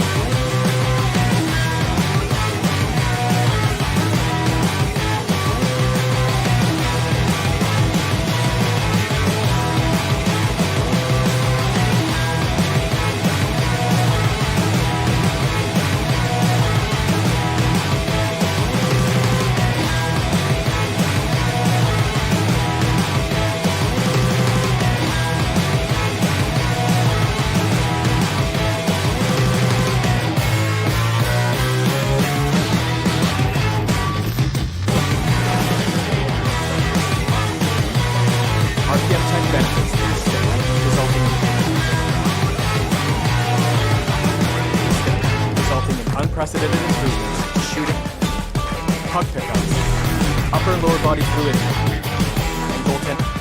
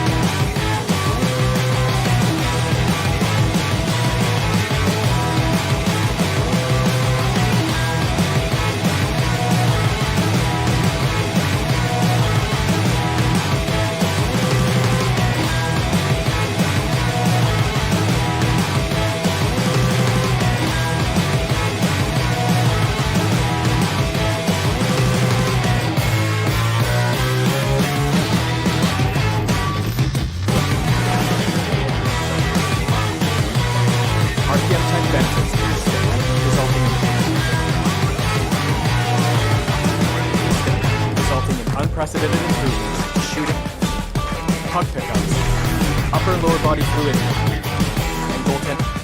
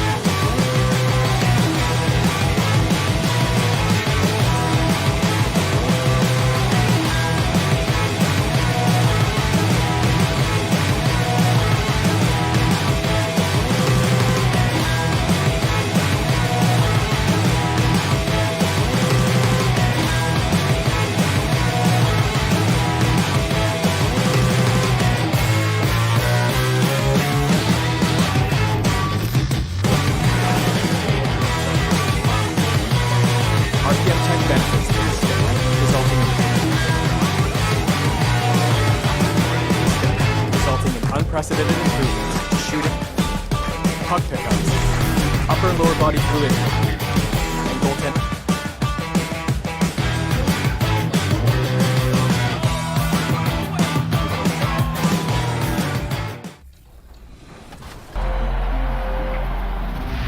Man, this year was so much fun, but it definitely came with some challenges. Thank goodness for 2K. That's right. In fact, it's been an honor for us to share our time and our episodes with you, the fans, the community. And the big news is NBA 2K TV is returning for Season 7. Yes, we're coming your way on September 4th.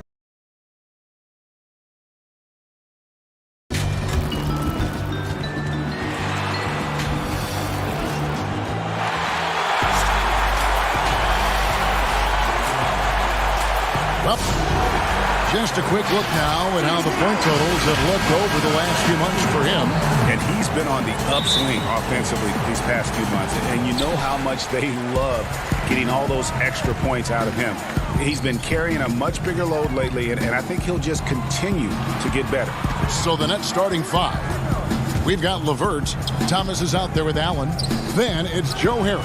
And it's Chiozza in at the point guard position.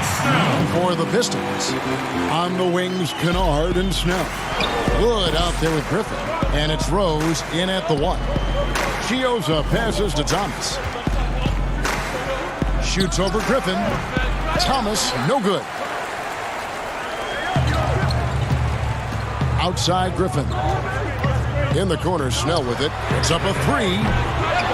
Brooklyn with the rebound. Last time they met was in Brooklyn. Well, last time out, they got the win in large part because of the play of their bench, and they provided a lot of the scoring punch. It's not unusual these days. Teams are more than willing to go deep into that bench to find answers for certain matchups. The Nets shooting their first foul shot of the night. And that one misses. Well, Smitty, for players and teams that are out of the playoff hunt, how do they stay motivated here to go the rest of the season every night, every practice, every trip? And I think that's when the organization, your captains, your coaches, you got to talk about being a pro. Sometimes you lose focus. You're not in the playoffs, and maybe your team that was supposed to be or not slated to be in the playoffs. You still are a professional. You have to have a professional approach. Here's Rose. His shot is good, making him a perfect 2 for 2 from the floor. Yeah, 3 for 4 now. I like the pace for them on offense. Here's Chiozza. He's covered by Rose. It's LeVert on the wing. Fires from deep. Trains the three-pointer. LeVert's got 5 now. And he likes to get in a rhythm early. Nice triple. The Pistons have gone 3 of 4 from the field to start out the game. Passes it to Griffin. Here's Wood. I got yours. And Thomas with the block. Now here's LeVert. T right on him. Oh, fellas, that was vicious two-hand monster slam. Guys, I don't think there was anyone who could have stopped him on that one. Here's Wood. Pass to Kennard. From outside the arc. They get it again. Draw. LeVert kicks to Harris. The three. And it's LeVert missing. For the Nets, they come into this one following a loss to the Warriors in San Francisco. The kick out to Rose. The pass to Wood. Here's Kennard. But they recover it. And Griffin stays with it. Blake Griffin is so dangerous on the offensive glass. And here's Chiozza. He'll bring it up for the Brooklyn Nets. They trail by 1. Thomas gets the bucket. Beautiful location on the pass as usual. Led his man perfectly. Here's Wood. He's coming off a 22-point game against the 76ers in Philadelphia. You can't forget about how great he was at forcing contact and getting to the line. He racked up a lot of easy points at the line that way. Well, one area that has slowed the Pistons the last decade is their player development. Yeah, you look at their roster, very few homegrown players. The Pistons haven't had a lot of hits with their first-round picks. To be a top team, you need to have a front office that can build from within. Detroit making a switch here. Mikhailuk is checked in. No stopping him there. Jams it in as he's fouled. Chance now for a three-point play. It's on Jared Allen. Great job executing the offense. That pass on time and on point. So for the Pistons, Doomboy is checked in for Griffin. Bruce Brown comes in for Luke Kennard. And Langston Galloway subbed in for Derrick Rose. And a switch here for Brooklyn. Luwawu is checked in for Joe Harris. Now here's Johnson. Currently averaging almost 6 points a game. Pass to Karuch. Three-pointer. That one doesn't drop. And the Pistons now going the other way, coming off that loss against Philadelphia. And the dunk by Brown. Any chance you get, you want to put yourself in a position to succeed, and that's what he did. Oh, the power on that throwdown. And how about just floating to the rim on that slam? Boy, when he gets up, I mean, he gets up. Passes it to Mikhailuk. 46 seconds left to play here in the first. 6 to shoot. From downtown, Doomboya. He hangs in there and cashes in on the second chance points. Hard work and soft hands. Guys, that's what made that play possible. No simple offensive rebound there. Going for the tip-in. Back to Johnson.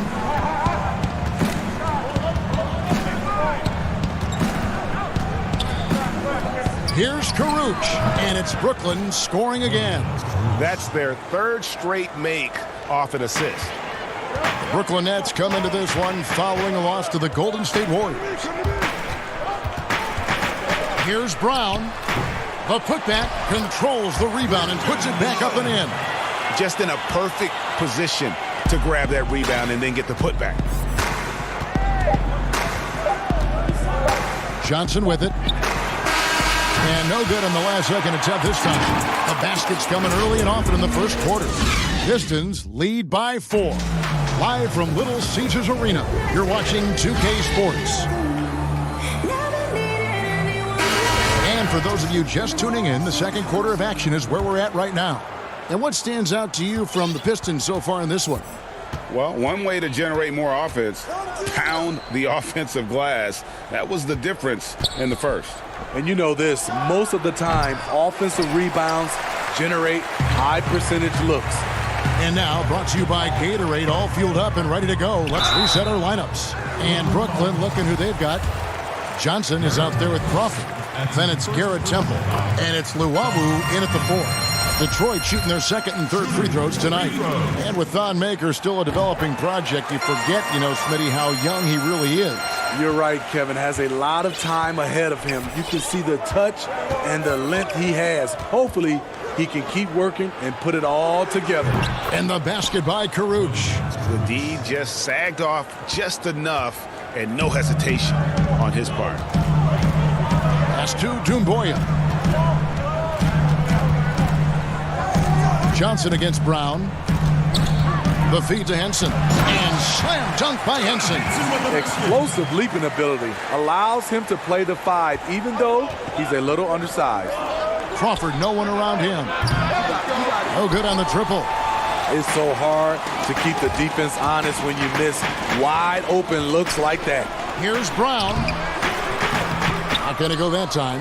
The Nets go the other way with it. Crawford outside. It's rebounded by McCray. Get that weak stuff out of here. That's embarrassing. Here's Maker. Terrific assist. A nice finish. Solid play all around.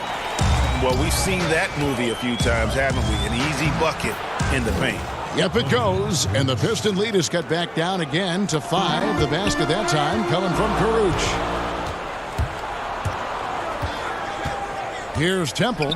He's still scoreless so far in this one. Brown right side. Johnson with the block. And he recovers it. Brown, good. Quarter number 2. We're about 2 minutes in. Johnson for 3. That doesn't fall either. He's missed his first 2 shots tonight. finished off the break.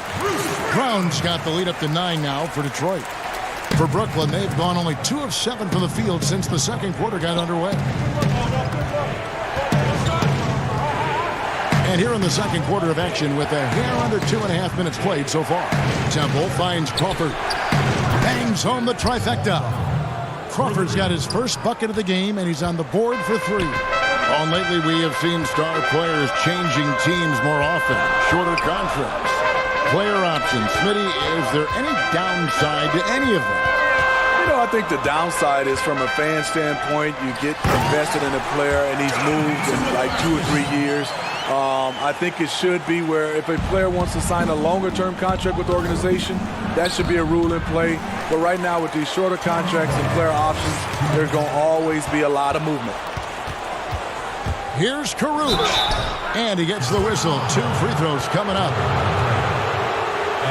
And now here are the 2K leaderboard. Since the All-Star break, these teams are leading the NBA in second chance points. In third, the Nets. And offensive rebounding, always a point of emphasis for this group, but for whatever reason, they've had particular success since the break, really just outworking their opponents on the glass. And the Pistons, an entirely new group now out there. Pistons leading by 6. There's the pass to Kennard. 1:43 left to play in the first half. Pass to Griffin. Here's Kennard. 5 to shoot. Back to Griffin. Good. Nice job down low.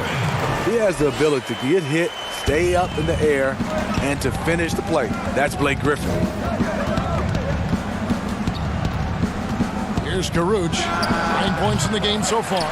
And they have built their advantage on the scoreboard here by doing all the little things. 1:07 left in the first half. Rose looking around.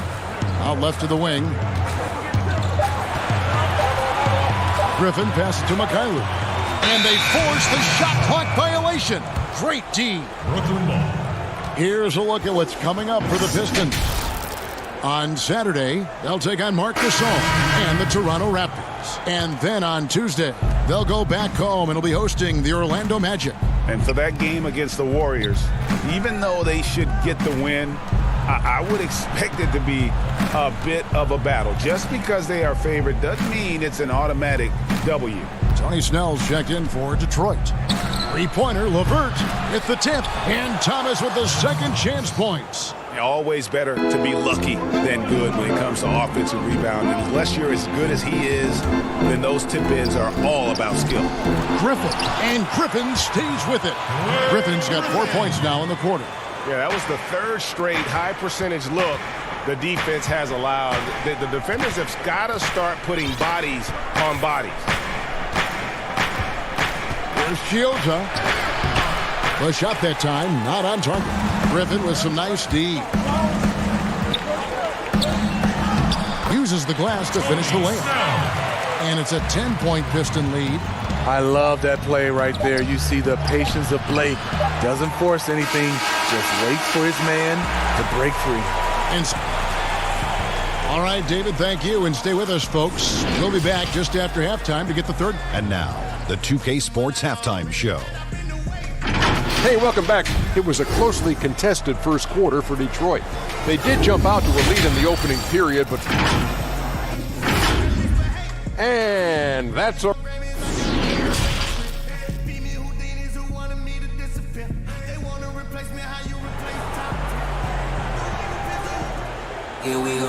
And happy you could join us. We've got 2 quarters left to go in regulation.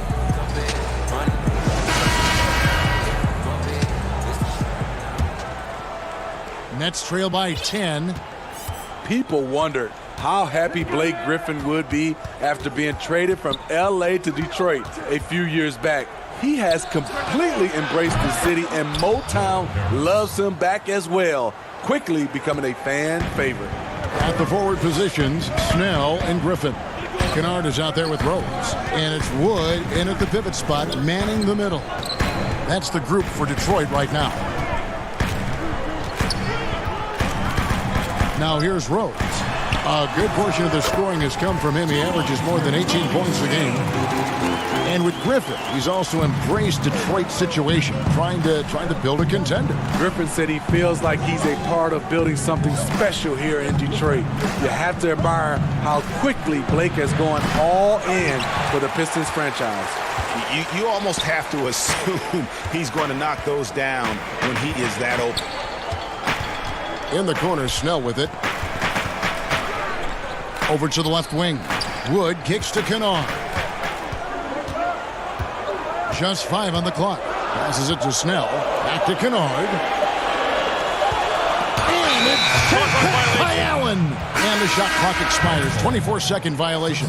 Henson's checked in for the Pistons. And so Allen will bring it up for the Brooklyn Nets. 9-point game. There's the steal. Oh, and here comes Rose, all alone. Count it, good. Rose has got his 3rd basket of the night right there. Derrick Rose is a problem on the break. Strong, fast, and able to finish over the top. And the foul on Derrick Rose. That's his first foul. Luwawu Cabarro, he's checked in for the Nets. Johnson, the pass to Crawford. The Nets working the ball around now. Here's Luwawu. Detroit with the rebound. They've shown some strength in the paint today. Their work on the boards has been impressive. Allen slams it in. He takes advantage of them in every way possible. And Greg, he lures them into a trap on the steal, and then bang, straight to the bucket. Great activity at both ends. Great teamwork as well. Pass to Rhodes. Shot clock at 6. The Pistons need to get off a shot here. That's a 2 from Snell, and they force the shot clock violation. Great team. And a quick review, looking at some numbers here for Harris. He's putting up about 14 points a night, 4 rebounds, and 2 assists. He's been making the right decisions and letting the game come to him. Solid play all around. He's not trying to take over necessarily. He's just taking what the defense allows and contributing to the cause. Allen kicks to Temple. From 12 feet out. Up again. Great positioning on the putback. And that's now 6 points for Allen. Oh, how about the finesse there? Nice little gentle touch on the board. And you know, when you have that gentle touch, those tip-ins are easy to come by. And foul on the shot. He'll shoot 2 at the free throw line. And Smitty, Blake Griffin stepping up his game in every way since joining the Detroit Pistons. Kevin, last season was a career year in scoring, and he's doing so much on the floor. Rebounding and passing are a big part of his game now, and he's leading the way for this team in a lot of ways. Johnson dishes to Allen. Out to Harris. Here's Luwawu, defended by Griffin. Offensive rebound, Harris. The pass to Luwawu. Johnson from outside. The putback. He hangs in there and cashes in on the second chance points. Oh, great timing. He is one tough customer on that offensive glass. You know, it's like he has a sixth sense of where that rebound is going. And on our sideline, our reporter, David Aldridge. Well, Kevin, over the last few years, there's been a lot of talk about seeding playoff teams 1 through 16, regardless of conference. Now, taking the top 16 teams is a tough sell, especially for owners whose teams are in the relatively weaker Eastern Conference. Taking 8 teams from each conference and then cross-seeding earlier than the finals is something that does seem possible down the road. The reward for fans might be a finals matchup with the 2 best teams in the league. Kevin? Interesting ideas, David. Thank you. Here's what Detroit's going with right now. Christian Wood comes in for Maker, and Tony Snell subbed in for McCray. 2 free throws coming up, and they call the shooting foul. And you know what? You allow a guy to get right to the rim like that. That's your only option. Detroit shooting their 6th and 7th free throws in the game. And 74% has been the mark for them on the season thus far. Looking at who's out there now for the Nets. Lance Thomas comes in for Joe Harris. And Karis LeVert subbed in for Garrett Temple. Caruch. Back Nets keep it alive. Thomas kicks to LeVert. He's all alone. Up the floor. Here's Snell. No good that time. The Nets go the other way with it. We've got a 9-second difference between the shot clock and the game clock. Shooting foul as the whistle blows. He'll shoot 2 free throws. The Nets have shot 2 of 3 from the free throw line tonight. And 74% has been the mark for them on the season thus far. Free throw, good. Allen. Joe Harris is checked in for Rodions Kurucs. And Allen drops them both. We've got 28 seconds left in the third quarter of the game. Wood passes to Snell. Back to Wood. Snell finds Galloway. Detroit, no good that time either. For 3, Harris. No good on that one. 1 second left. He's off on that one. And so is Detroit in control with a 9-point lead to end the quarter. A look at the field goal percentage numbers tells the story of what tough defense they're playing today. Back right after this.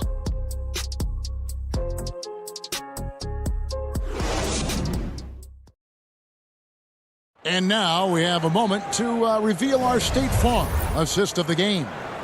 And definitely deserving of the prize tonight. How about the read he made here? Looking like a point guard with the pass right on the money. Yeah, it's one thing to find the guy. It's another to deliver the ball where he can do something with it. Wonderful play. And with 3 quarters behind us, let's see what this fourth period holds in store for us. On the court for the Nets, getting the fourth quarter going. They've got Joe Harris. Jared Allen is out there with Thomas. Then there's Karis LeVert. And it's Gioza in at the point. 2 on the clock. That shot by Griffin, no good. Nets trail by 9. It's Allen on the wing. Harris looking it over. This one for 3. And Galloway pulls it down. And on an open look like that, he's very gifted at making the weak coverage pay. Thomas passes to LeVert. Griffin with the steal. One-on-one here. Galloway with the bucket. Galloway has got the lead up to 11 now for the Pistons. What I like about Langston Galloway, he gets to his spot and he finishes plays. Pass to LeVert. Nice ball movement by Brooklyn. Harris inside the line. And good. He nails it. Pistons leading by 9. About a minute and a half through the fourth quarter now. Here's the 3. The shot's good from Kennard. We see a lot of big men creating offense, Smitty. Who's on your list for perhaps the best outlet passer in the game right now? Let's start off. I would say Kevin Love is one of those guys who still is, I think, the best outlet passer as a big. Jokic, also Blake Griffin, some of those guys can really pass. DeMarcus Cousins, those are some of the bigs that have great outlet passes. He was able to simply lay it in over the top of the smaller man. LeVert finds Thomas.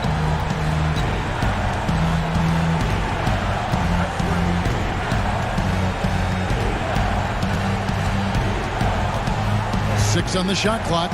Intercepted. And here we go. The Pistons fast break. And Griffin slams it in. And Blake Griffin was pointing his finger to throw it up way high. And he went, got it, and dumped it home. Nets trail by 14. A little over 2.5 minutes have passed here in the fourth quarter. And the layup is good after a nice lead pass. Great job of screening there. Nice job to take it to the rim and get the finish. Galloway kicks to Kennard. 3-pointer. Detroit getting another chance here. Pass to Snell. Shot clock at 5. The tray. Kennard's shot is off. Not quite enough defense that time around. Just lucky he was off. that bucket in no time at all. LeVert's got it back down to a single-digit deficit for the Nets. And so Galloway with it. He'll bring it up for the Pistons. They've led by as many as 14 points. 1:30 left in the fourth quarter of this one. To the paint. Wood kicks to Kennard. Pass to Griffin. Over Thomas. Griffin can't get it to go in. Nets trail by 9. Here's Allen. Second change shot. Fouled in the act of shooting. Gets the bucket anyway, so a three-point play chance for him. And the D getting outworked there on the putback. Can't let that happen. For some reason, blocking out has become a lost art, and that's the result you'll get. Rose, he's checked in for Langston Galloway. And a switch here for Brooklyn. Johnson's checked in. And the pass to Griffin. And Griffin slams it in. On the attack all evening. Not sure at this point what can slow Blake Griffin down. Chioza scanning the floor. Kicks it to Harris. That one doesn't go. And the Pistons now going the other way. There's 39 seconds left in the fourth. In the corner, Snell with it. To the inside. Rose passes to Griffin. Bucket is good. And it's an 11-point Detroit lead. Inspired tonight. They fought hard and at crucial points just made the plays. Especially during this last run, which ultimately put the game away. Just 2 seconds between shot clock and game clock. Here's Harris. And again, it's the Nets missing. And here's Rose. And so Detroit takes this one by a big margin. All right, David, great job. Thanks so much. And that about wraps it up.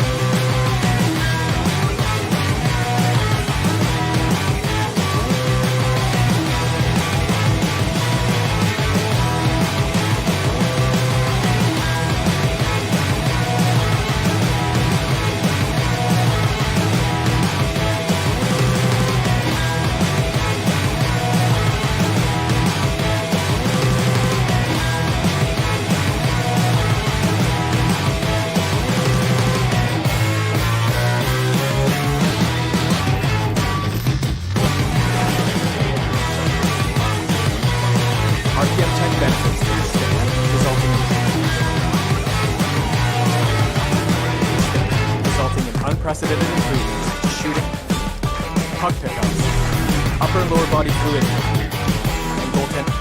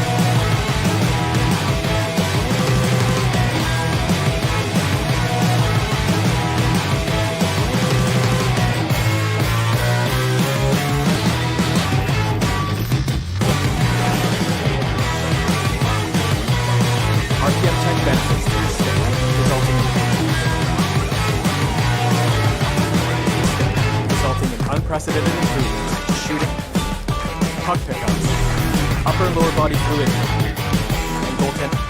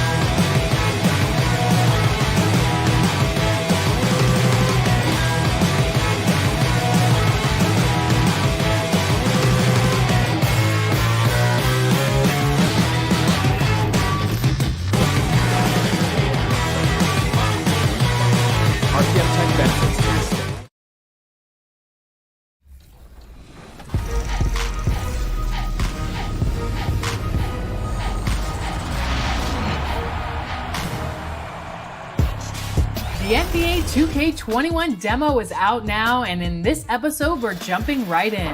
Plus, we look back at our best 2K TV moments of 2K20. And first looks at what's coming up in my team. And in the locker room, each guy has been going up. Well, you better believe it. Outstanding, David. Thank you. And let's check out a breakdown. Looking at some stats for Brogdon. He hasn't been as sharp in the past 10 games as we're used to. It shows in his passing. The assist numbers down. Even the simple passes look tough for him right now. Maybe tonight he can get back on his game. And a look at the starters for the Pistons. At the forward positions, Snell and Griffin. Kennard is out there with Derrick Rose. And it's Wood in at the center, filling out the middle. And for Indiana, Warren and Turner at the 4 and 5. Then there's Malcolm Brogdon. Then there's Victor Oladipo. And it's Holiday in at the 2-guard spot. And a great assist by Brogdon as that one goes in. That's a nice play. Getting the separation he needs for a clean look. Yeah, he may just have to put a little more arc under that. But either way, it's a tough shot. Ooh, he put a little extra on that one. He does. He doesn't usually finish soft either. Obviously, he can when necessary, but not that time. Oh, well, Kev, you know I always appreciate when a big man can create for others. Blake Griffin, he's one of the best in the game in that regard. Such a fantastic passer. Here's Snell, following the basket by T.J. Warren. Oh, he blocked it and deflects off the backboard. Oladipo, the pass to Holiday, and it's blocked. They get it back, and Turner kicks to Oladipo. Some nice passing here by Indiana. Holiday gets the bucket. He's finding some good shots early on, and what you like about it, he's not trying to do too much. Chris, you almost forget just how big Griffin is because of how smoothly he can facilitate for others. Yeah, Kevin, and I hate when people say he's a good passer for a big man. I mean, what type of caveat is that? He's just a good passer. He has great vision, superb timing, and that's why he's always been near the top in assists for bigs.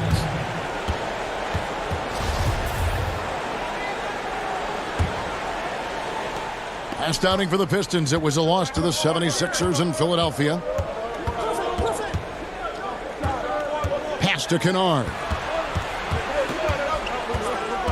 Here's Wood over Turner. Kennard. It's good on the putback. And, folks, he did not luck into that one. He knew just where he wanted to be to grab that backboard. And Warren, here we go. And a great assist by Brogdon as that one goes in.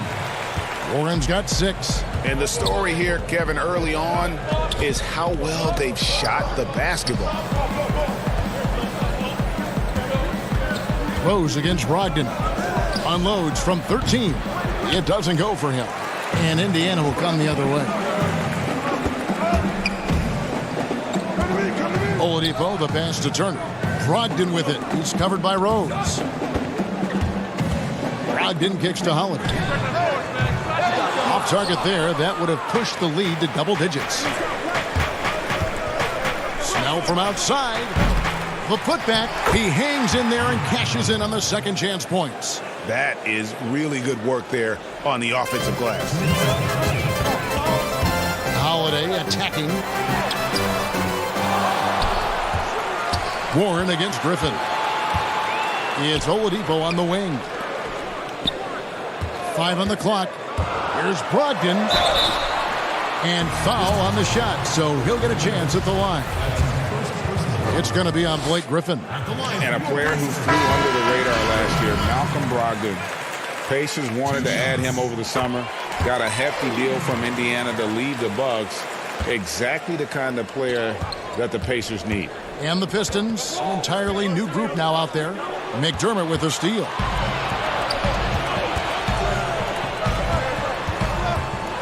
Bitadze, the pass to Holiday. Here's McConnell from deep three-point range. It's rebounded by Mikhailuk. Even for a player who's not a three-point specialist, I mean, that's a shot you've got to knock down. Galloway dishes to Doumbouya, and he gets it to go. Yeah, going hard to the rack, making a statement here early on. Yeah, GA, I mean, great look, high percentage shot. That's the efficiency you're looking to establish. And once he got to the 10, I think he was surprised to find himself that wide open. Yeah, very little resistance. I mean, you had to bring much faster help than that. Now, here's Doumbouya. Luke passes to Doumbouya.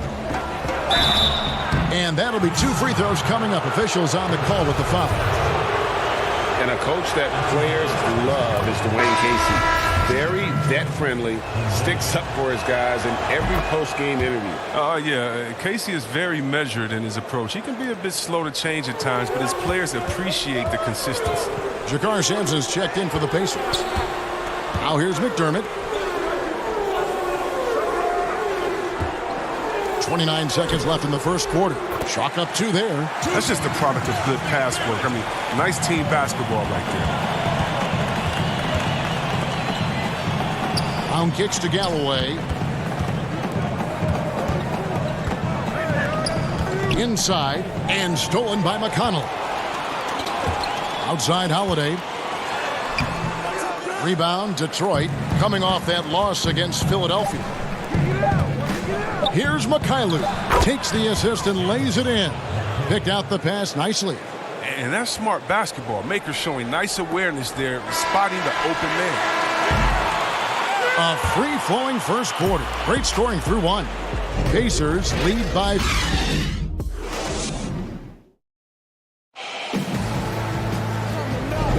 And if you're just joining us, we've played through 1 quarter in this one. Let's quickly break down the game we've seen from the Pacers so far, guys. Well, you can see these guys are unafraid to take chances defensively. Yeah, it's a gambling style that pays off, GA, keeping things in disarray for that offense. They've got McDermott and it's Sampson in at the small forward position. That's the 5 to begin the second quarter for the Pacers. Let's check out the leaders in field goal percentage as a team. In third, the Pacers. So patient on the offensive end. I mean, they're not going to force shots, and it's that selectiveness that's yielded such an impressive field goal percentage.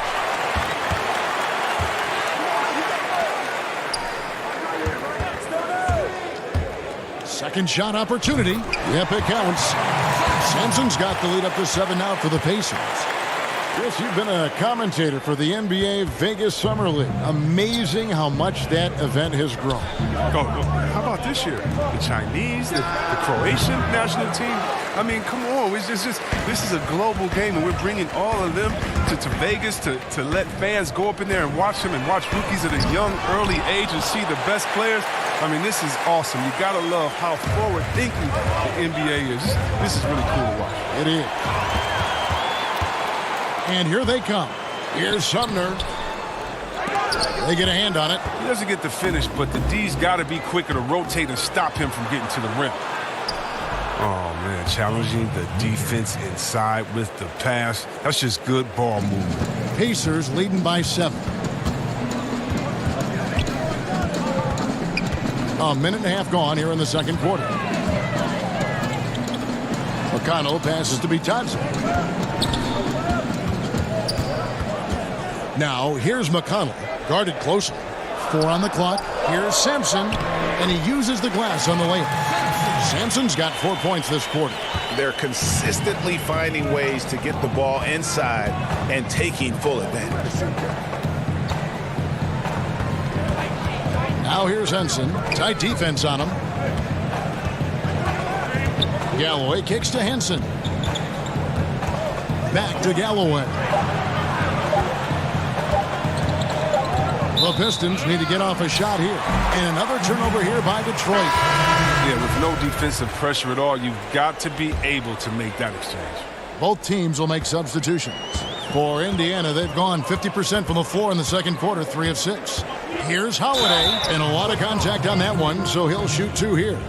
The other day, Chris, I heard Commissioner Adam Silver talking about that it strikes him sometimes how isolated players can be with cell phones and headphones, and those things wouldn't help that. Is it something that you've noticed or that you're concerned about? mean with my nephews and nieces and friends that are younger and kids walking across the street looking at their phones and not even looking both ways? You're your play-by-play partner, whoever it might be. Yeah. Oh, come on. Kevin, those are the times. And so I would tell Adam Silver, Mr. Commissioner, yeah, that's a basketball problem. That's a world problem. How are we going to stop any of that? We're here now. There's no putting that genie back in the bottle, Kevin. Pacers leading by 11. Oladipo goes in, and the basket is good, and he's got a chance here for one more at the line. Yeah, terrific play right there. Great strength to finish through the contact. Justin Holiday's checked in for Indiana. The Pacers shooting their 5th free throw of the game here. And typically a strength of theirs, 79% on the season. Pistons trailed by 14. Knocked away. Rose passes to Wood. Now Griffin. Turner covering. Griffin kicks to Wood. Looking to end the run, and it's sent back by Turner. And it's out of bounds. The Pistons able to retain possession here. And Indiana making a change here. Ogden's checked in. Brownie's checked in for Detroit. 2 minutes. Griffin passes to Wood. Turner with the steal. And now Oladipo pushing it up, going back to stop him. Well, there you go. One team operating on all cylinders at both ends. Steals, fast break buckets, and the other team in scramble mode. Now here's Rose. He's been quiet so far. Still no points in the game. Dumboya's checked in for Wood. 1:41 left in the first half. Kennard, the pass to Griffin. 2 free throws coming up, and they call the shooting foul.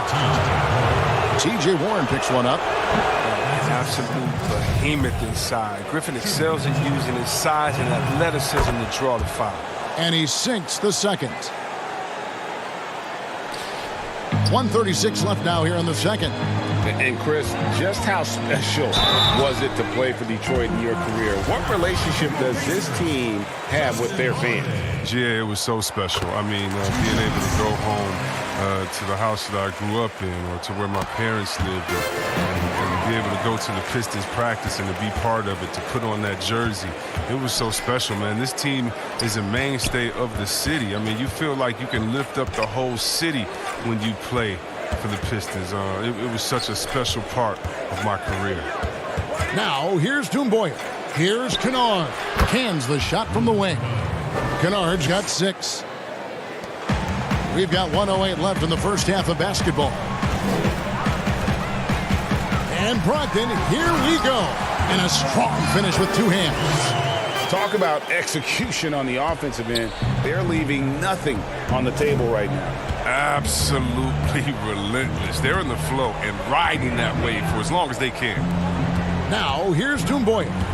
Looking at his numbers, he's averaging about 6.5 points a game. Clock at 6. Brown finds Rose. Here's Kennard. And they'll turn it over. Could not get off the shot. 24-second violation.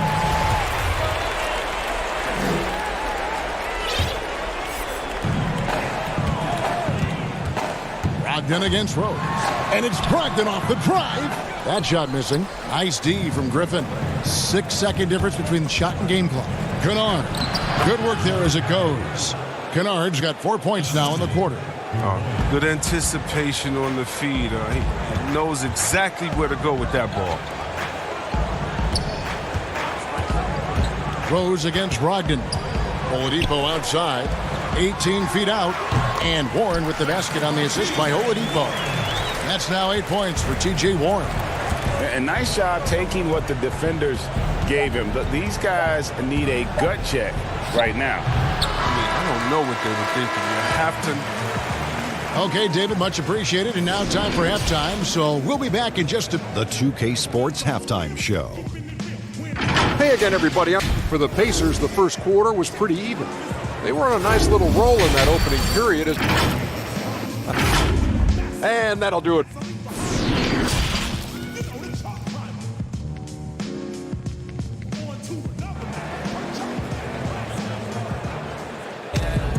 And after a very lopsided first half, we'll see if things play out a little more evenly here in the second.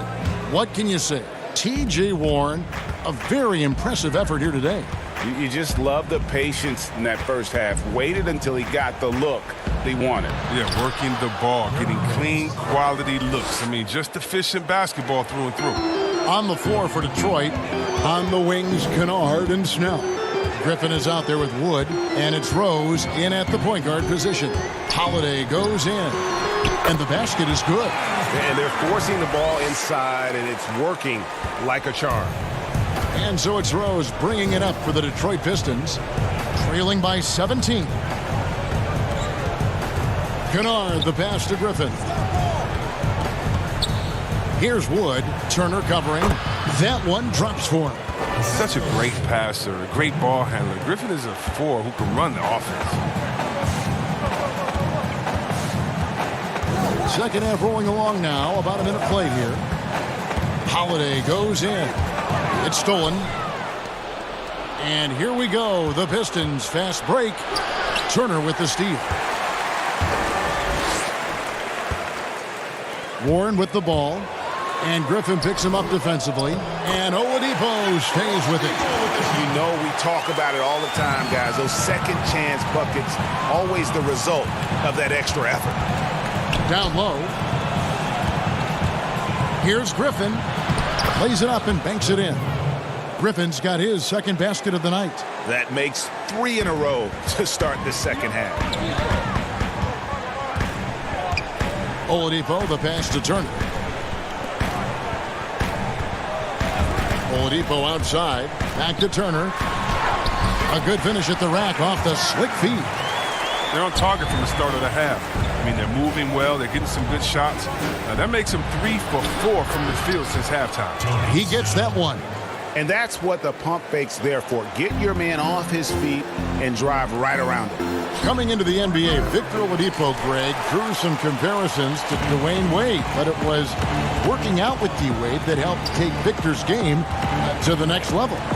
Listen, anytime you're the second overall pick, which he was back in 2013, stardom is expected. It just took a while. Now he's got to apply that same work ethic to overcoming the knee injury.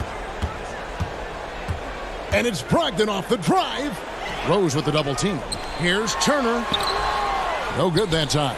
And Detroit the other way now. When this game is done, they'll be off to take on the Raptors. That's game 4 of 4 out on the road for them. Shoots it. Rebound collected by Snell. Now, look, even if he had other places to go with the ball, that's a good shot. You can't blame him for letting that one fly. The shot's good from Kennard. Who knows what this score would look like if he wasn't on his game tonight. On the wing, Holiday. And it hung on the rim, but wouldn't fall for him. Over in the corner, Rose. Wood kicks to Snell. Kennard, the pass to Griffin. Here's Wood, just 5 to shoot. It's rebounded by Indiana. Turner's got rebound number 5 here tonight. Oladipo finds Warren. Now here is Holiday. He's guarded closely. 14 feet away, and that one's good. Brogdon's got 8 points. Great work to find the space to get off the open jumper. He's going to work hard for those. Griffin passes to Snell. Outside Rose. The pass to Wood. Baseline J on the way, and he hits the jump shot. Wood's got 4 points in the quarter. And that's the role they want for Rose. Getting guys going through his passing, especially when he can find them in rhythm. It's not easy to keep him from converting those. I mean, the D has to be airtight. We've got 33 seconds left in the third. No good from outside. Indiana leading by 15. Oladipo dishes to Warren. The kick out to Oladipo. Yes, and it's Holiday with the assist that time. 10 points for Victor Oladipo. Facilitating from the inside. I mean, that can be a valuable asset from any offense. Kennard, the pass to Rose. Here's Kennard. Guarded by Oladipo. Deflects the pass. Here's Griffin. Off target. And so it's Indiana with an 18-point lead as the quarter comes to a close. What a night they've had in terms of their... While we have the chance now, folks, let's go to our State Farm assist of the game. And how about the big fella here showing us he's got some point guard skill here with the tremendous setup. This is where the NBA's headed. I mean, multi-dimensional big men. That was just a beautiful pass. And there may not be a lot of drama down the stretch as we head into the fourth quarter, but stranger things have happened. Okay, now let's reset our lineups courtesy of Gatorade, all fueled up and ready to go for this fourth quarter. On the court for Indiana, we've got Doug McDermott and it's Sampson in at the 3 spot. You know we talk about it all the time, guys. Those second chance buckets, always the result of that extra effort. And he gets the whistle. 2 free throws coming up. Out-of-play rejections in the playoffs last year. In fact, the highest in 3 decades. Seems like tensions, yes, with the officials are still escalating. Well, yeah, the relationship between the players and the referees, it's always an ongoing process, and it's definitely getting better. But last year we had the highest number of new referees in the history of the NBA. And so you're going to have a growing pains when you have younger guys and understanding the culture of the league. But I like the way that we're going, and some of those rejections were warranted. Some of them weren't. I just look at that year as that just happened. Let's see what happens. I'm not going to hold players and referees accountable to last season. I think we need a little bit more context before we make a decision on player ejections and flagrants and things like that. Just a little more research. They grabbed their own miss. Pistons trail by 16. Here's Galloway. Pass to Doumbouya. Offline with his 3. McDermott with it. Working on Henson. We're just over a minute and a half now into the fourth. Some nice passing here by Indiana. Outside Holiday. Again, Holiday missing. Not his best game, but they're still getting it done collectively. And the jam by Doumbouya. He is a fantastic athlete for a power forward. Whatever he lacks in height, he makes up for with hops. Snatched away. Fast break Detroit. Here's Mikhailuk. Finished off the break. Attacking in transition, the most consistent way to generate easy looks. Yeah, you can tell they love to get out and run when the opportunity is there. Sumner passes to Bitadze. And here we go. The Pistons fast. Whoa, what a finish! Run that back. I want to see the replay now. You can't afford to be careless around Galloway. He's fantastic. Here's Holiday. Misses and the dry spell continues. Oh, and there's the alley-oop. And with that one, the lead is trimmed to single digits. The adjustments they've made offensively, they're putting guys in a position now to succeed. Anyone can tell they've ramped up the intensity. I mean, they're more assertive, and especially at the offensive end. Here's Sumner. Wow, hammering it in. He's put on a show for these fans. I can't believe he pulled that one out in the course of an actual game. McRae passes to Galloway. Feeds it to Doumbouya. And the jam by Doumbouya. I'll tell you, they're right in this. We'll see if they can maintain momentum. It would be a shame to make all this progress and let them. And so the coach's challenge here comes into play. The coach protesting the personal foul call.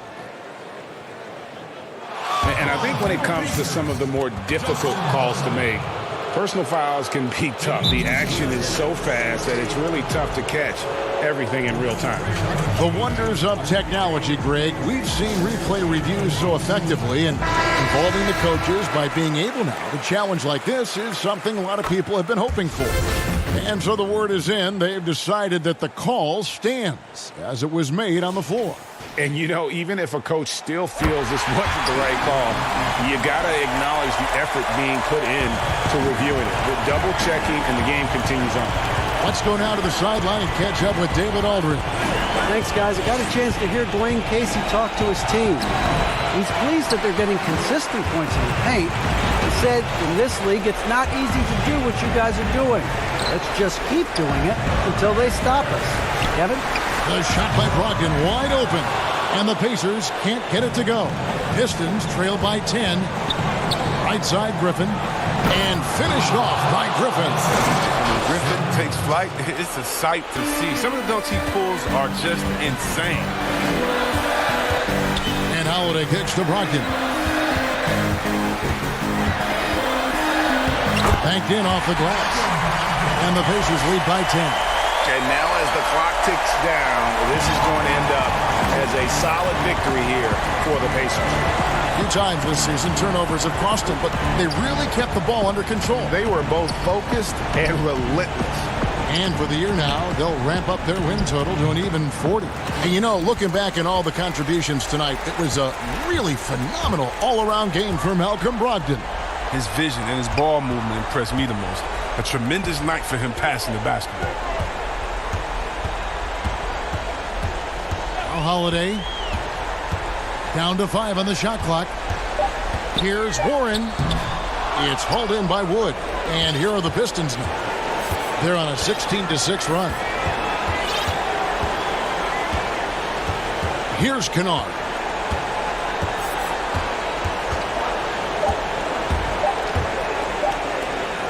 And he stuffs it. What a pass to set him up. Now that's how you lead your teammate into an easy scoring chance. I love that. And so the Pacers take the... All right, David, thank you. And that'll wrap it up, folks.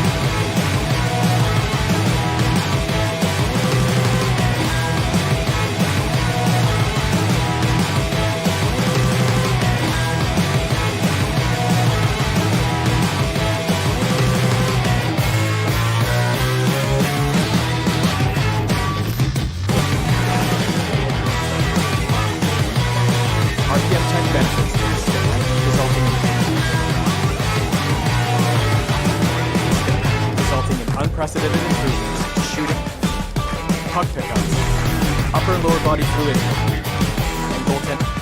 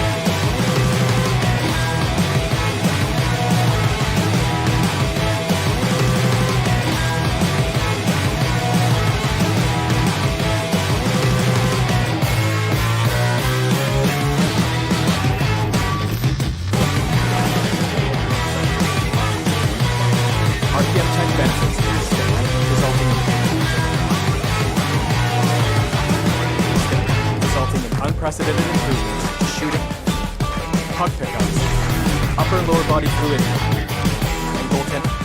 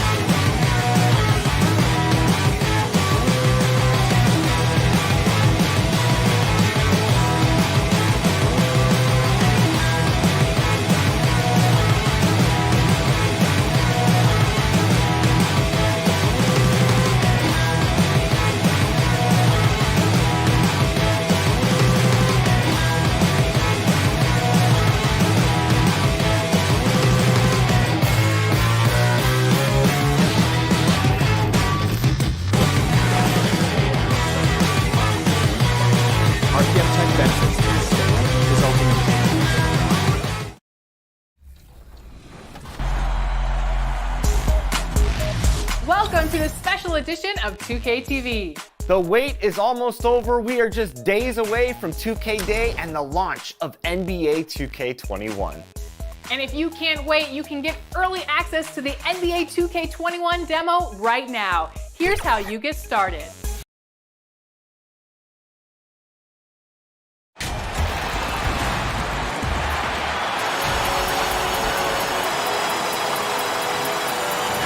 Welcome, fans. Thanks for joining us for this Friday night edition. And here's a look at some numbers for Brogdon. He hasn't been as sharp in the past 10 games as we're used to. It shows in his passing. The assist numbers down. Even the simple passes look tough for him right now. Maybe tonight he can get back on his game. Let's check out Indiana's starting lineup. Warren and Turner at the 4 and 5. Then there's Malcolm Brogdon. Then there's Victor Oladipo. And it's Holiday in at the shooting guard position. And for the Nets, they've got Joe Harris.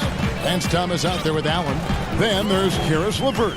And it's Chiozza in at the point guard position. Misses the three. And it's Warren with the ball for the Pacers. Last time they met was in Indiana. Very tough loss for them last time they played. I mean, in the end, the amount of trips to the line they gave up did them in. And a one-year player at Texas, Jared Allen came into the league as a bit of a project. He's got ample playing time to develop in Brooklyn. Thomas, the putback, and the rebound goes to the Pacers. Outside Warren. Finish off the break. Well, known for being a terrific passer, he shows you right there. Case in point. And Greg, safe to say, Allen's defense is ahead of his offense. Yeah, but his mobility and leaping ability serve him well as a finisher, providing that vertical spacing teams like to have inside. And the call on the shot that sends him to the line. And with the offense getting right to the rim, at least they saved the layup. The Pacers shooting their first foul shots of the night here. So he picks up just one from the line that time. Late in the season, Doris, and some teams now are not going to be in the postseason. They're out of the playoffs and are giving more time. You talked about this earlier, giving more time to their young players to develop. Well, there is nothing more beneficial to a young player than real-time NBA experience. So when you're out of the playoffs, those young guys start to get more and more minutes. They'll give those young guys more and more responsibility on the offensive and defensive end. And there's no greater teacher than giving NBA reps to guys who you think can be a key part of your future. So fun for us as fans and people to cover the league to get a glimpse of the future, what these teams, what these individual players could be like. Here's Brogdon. After the basket by Brooklyn, that one goes. Count it. You can see how comfortable Miles Turner is on the interior. He knows he has the size and length to dominate. Harris passes to Chiozza. From deep.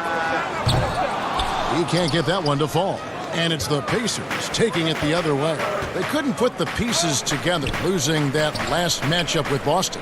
Actually, I thought they might be able to sustain that momentum that they picked up in the fourth quarter, but was not meant to be.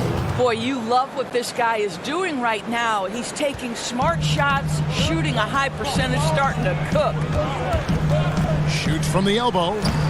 It's hauled in by Warren. Listen, we know the mid-range game is in this guy's arsenal, but you wonder, should he have moved it just one pass more?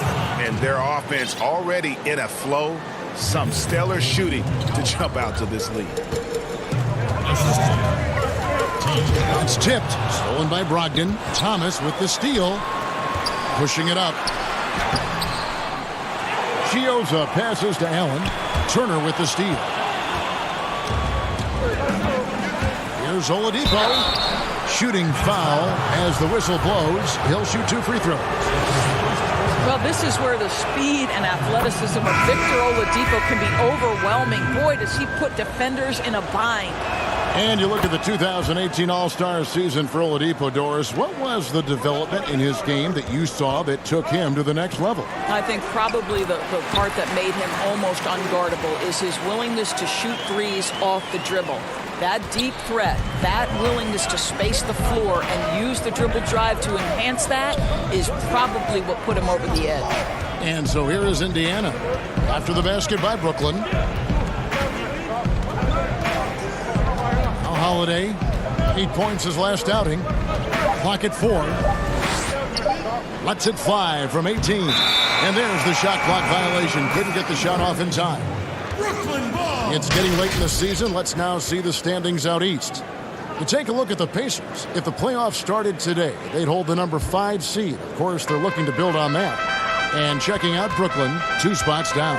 Yeah, and seeing where the Pacers are, they've done a good job staying relevant this season. I mean, I was concerned they'd suffer a drop-off, but give them credit. They've hung in here in this playoff race. Resiliency has been crucial for this team. Anytime it looks like they may start to drag a little bit, they've picked it back up and stayed in the hunt. Now, here's McConnell. Looking at his numbers, he's averaging about 6.5 points a game. You can't just stop when there's a pick set up. Gotta fight over it as a defender. And Greg, you know exactly what that takes. It takes energy, it takes activity, it takes intensity. Here's Caruch following the score by Indiana. Great positioning on the putback. And they have a narrow edge here in rebounding early on, and you wonder what kind of a role that's going to play moving forward. Holiday goes in. McDermott, it's blocked. Here's Luau.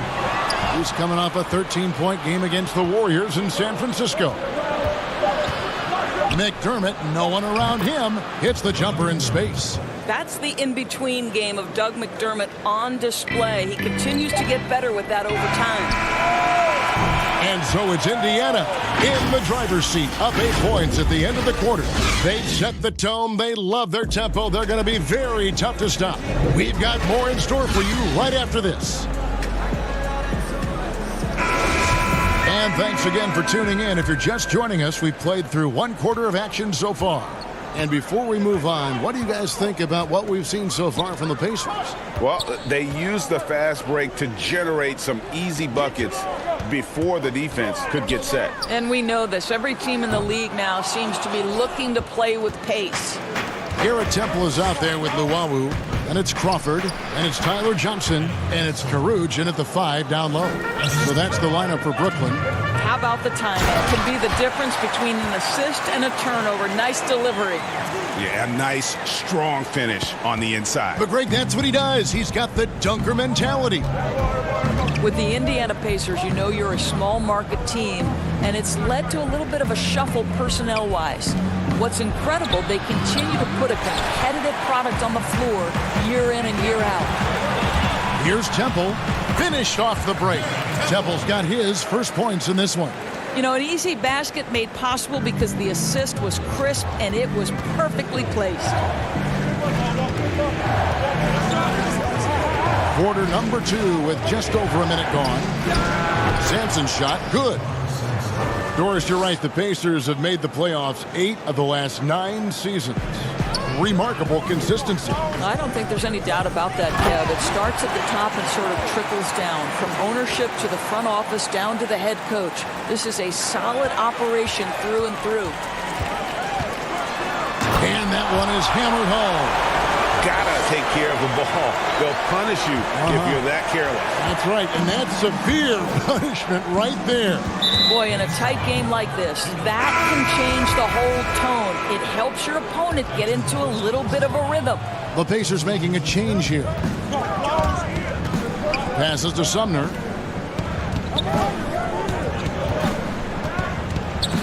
Howard down with both hands. Oh, inflicting some punishment with the 2-hand flush. They're going for the throat. For 3, Harris. And the rebound goes to the Pacers. They've led by as much as 10. Here's Brogdon, and the Pacers tack on 2 more. For the Nets, they come into this one following a loss to the Warriors in San Francisco. Harris does not find the basket. His 3rd miss. He's made just 1 so far. An intentional foul committed, but for what purpose, Greg? I'm not sure. A scene of confusion right there. I can't imagine why he thought it was a good idea to foul there. Looking at who's out there now for the Nets. Allen comes in for Rodions Kurucs, and Karis LeVert subbed in for Jamal Crawford. Aaron Holiday is checked in for Indiana. Just 3 to shoot. Here's Brogdon. And once again off the mark by Indiana. And this is a shot he can definitely make, and the defense not a factor at all. Well, think about the Nets' Kenny Atkinson, a finalist last season for NBA Coach of the Year. This young coach got a well-deserved contract extension. And what I love is his team competes at a high level every night. Well, this has not been a quarter to remember for this guy. He looks completely flustered. And it's Aaron Holiday with the foul. That is his first foul of the game. Justin Holiday's checked in for Jakar Sampson. A nice shot by LeVert. And Doris, you think about how hard this Brooklyn team competes. I think they take right after their head coach. I don't think there's any doubt, Kevin. Coach Atkinson is still willing to get on the court and jump into drills with his players. Let's remember, going back to the early days of his career, he was a player development coach. And before that, yes, he even played. That effort and willingness to break a sweat very much reflected in his group. They recover it. Holiday with the three. Offensive rebound. For the Nets, they come into this one following a loss to Golden State. A nice shot by LeVert. And 10 of their last 12 coming off assists. And Brogdon has got the ball here for the Indiana Pacers. And they're off to Philadelphia after this game as they'll take on the 76ers. That'll be the second of this two-game road trip. Holiday, the pass to Warren. And it's Warren with the jam. Well, T.J. Warren finishes with authority. We'll give you a salute, sir. Holiday finds Brogdon. At the elbow, it's Turner. Left side, Warren. Indiana moving it around. Here's Holiday, and it's slammed in by Holiday. Now, I'll bet even they didn't think the pick would work that well. No. And they get the major league dunk out of it, too. My question is, where was the help? Someone rotate over and challenge. And the Nets with possession here. The Pacers making the shot. And even 3-on-3 break.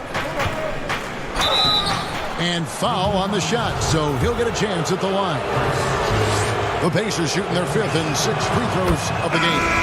And really, the form at the line all season has been terrific. 79% as a team. You can tell when he steps to the line the kind of confidence he has in himself. It's written all over his body language. Here's Johnson. And again, it's the Nets missing. Listen, he can make that shot right there, but I do know they have other options they can go to. Johnson, he knocks it down, but wait a minute. The officials are getting together. They may want to review this one. And the teams are going to have to wait before heading to the locker room. They're going to bring out the monitor and see if he got that shot off in time. And so it's Indiana with their lead standing at 6 points here at the end of the quarter. It's the 2K Sports Halftime Show. Hey, welcome back. Indiana did not hesitate to set the pace. They were able to stretch out their lead to 8 points on the heels of... And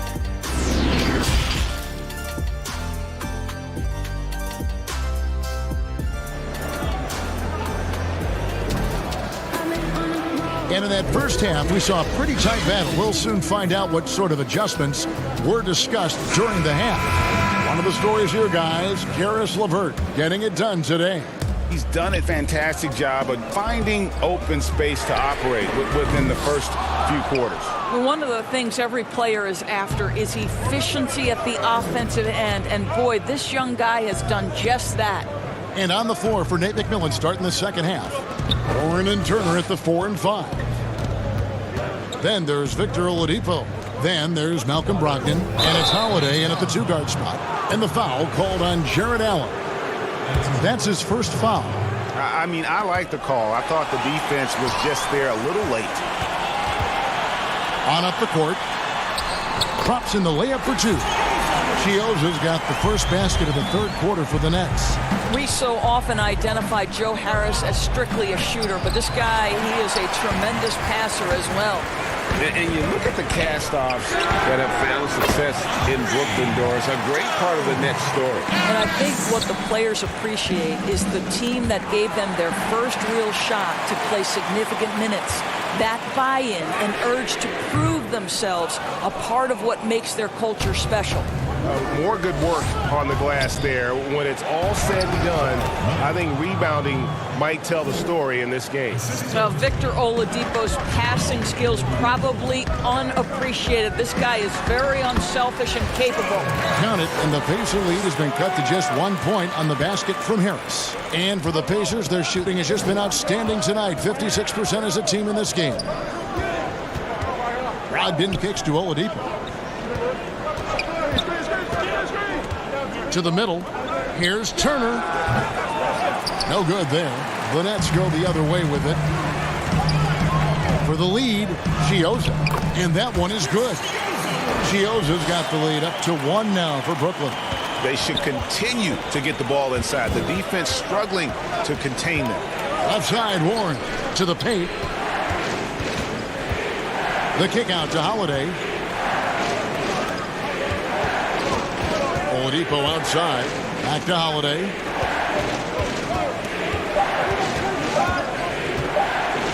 And Thomas with the block. That's 1 for their first 4 to start the second half. Here's LeVert. Lays it up off the glass. And now a 3-point Brooklyn lead.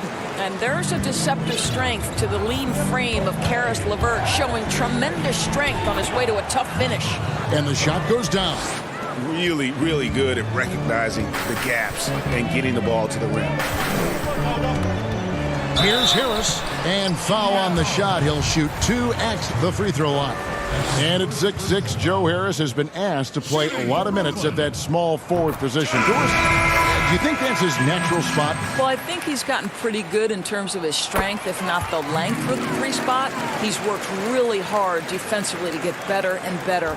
And offense, though, that's where he's going to make his money. He can make shots consistently.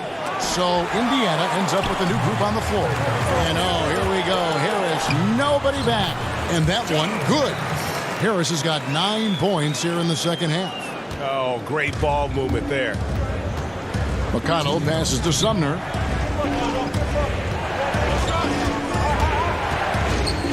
Pass to Bitadze. And so it looks like the Pacers will retain possession here. And let's check out stats for McConnell. How his last 10 games have gone. He's been putting up about 4 points a game, 4 assists, and 2 rebounds. I mean, the numbers aren't bad on their own, but he knows that he can help this team in a bigger way. That is nice. And talk about putting some extra on it. That dunk was way over the top. Close game or not, he's going to finish firm when he gets the space. Johnson finds Temple. Tries again. It's rebounded by Indiana. Here we go, one-on-one. Crawford with the steal. In transition, here come the Nets.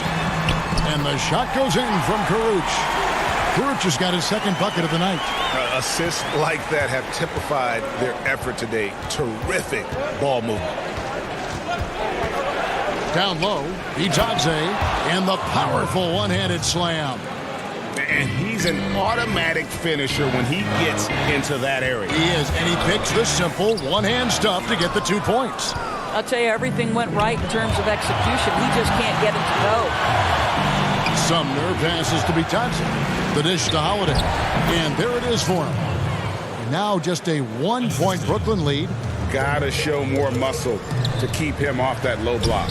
Well, it's a couple of things here, I think, Greg. Certainly the effort, the willingness to fight, and the willingness to push him off of his comfort zone.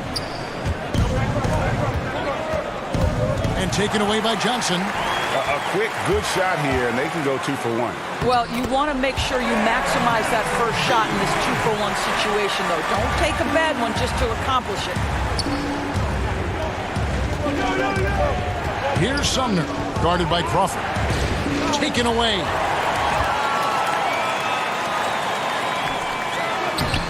And Luwawu gets it to go. And now a 7-point Brooklyn lead. And the crisp passing has opened things up for them offensively. Inside. And the basket by Caruch. Caruch has got 8. Well, hit a man in stride. That is a textbook delivery. Here's Sumner.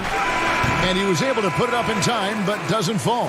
And so it's Brooklyn in control with a 9-point lead to end the quarter. They've had active hands and have forced a lot of turnovers in this one. We'll return shortly. Offensively, okay, The fourth quarter has arrived. So good to have you with us. And so it's Indiana with it. They trail by 9 points. Hence Thomas out there with Allen. Then it's Johnson. Then it's Garrett Temple. And it's Luwawu in at the small forward. So that's the Nets 5. And it's Allen slamming it down.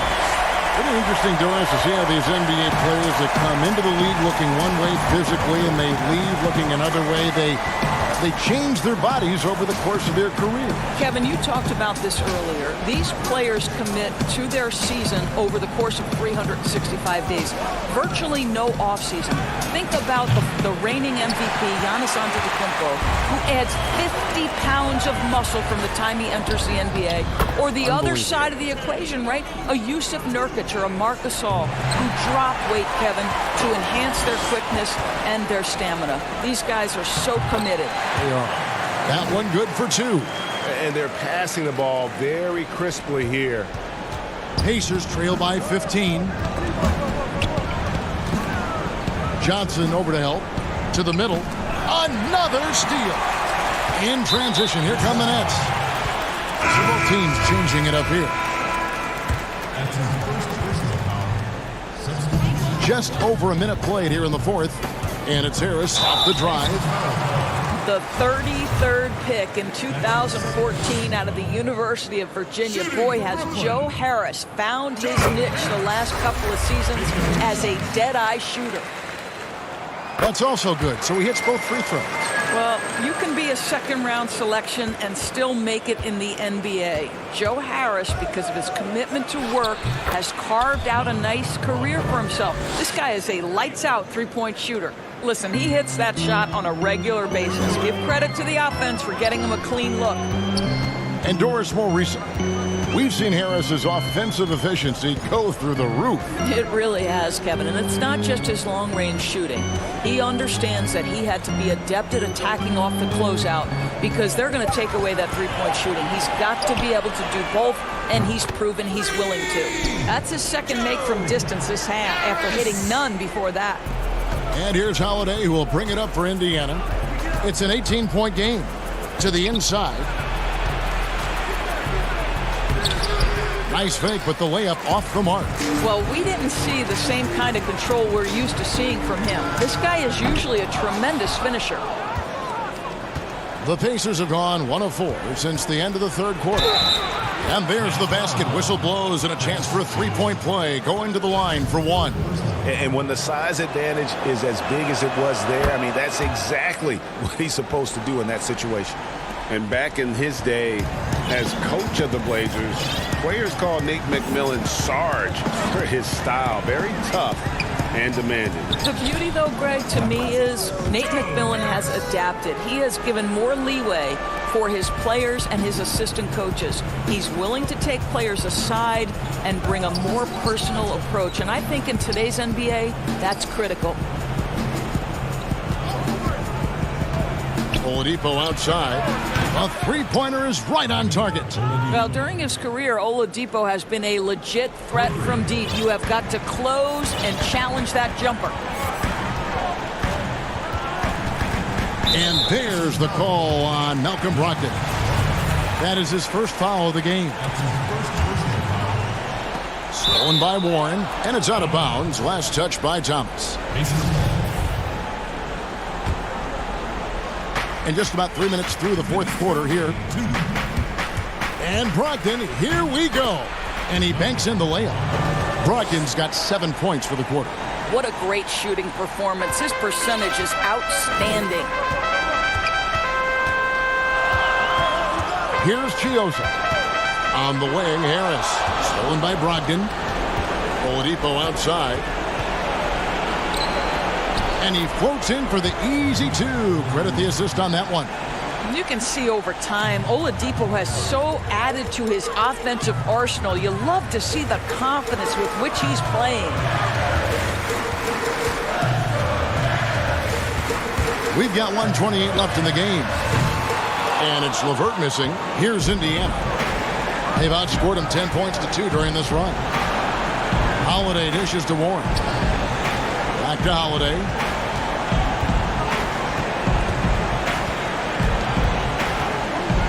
Pass to Oladipo. 6 to shoot.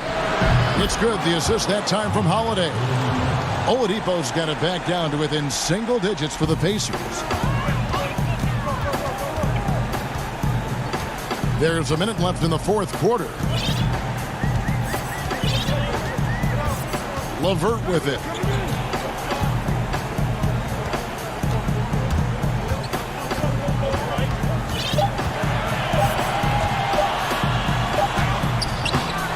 Here's Allen. Now the pass to Chioza. Here's Harris. Launches it.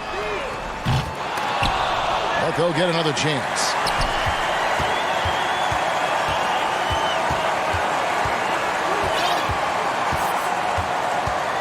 Goes up again. No good on that one. Nice D from Oladipo. Not enough ticks left on the clock to save them tonight.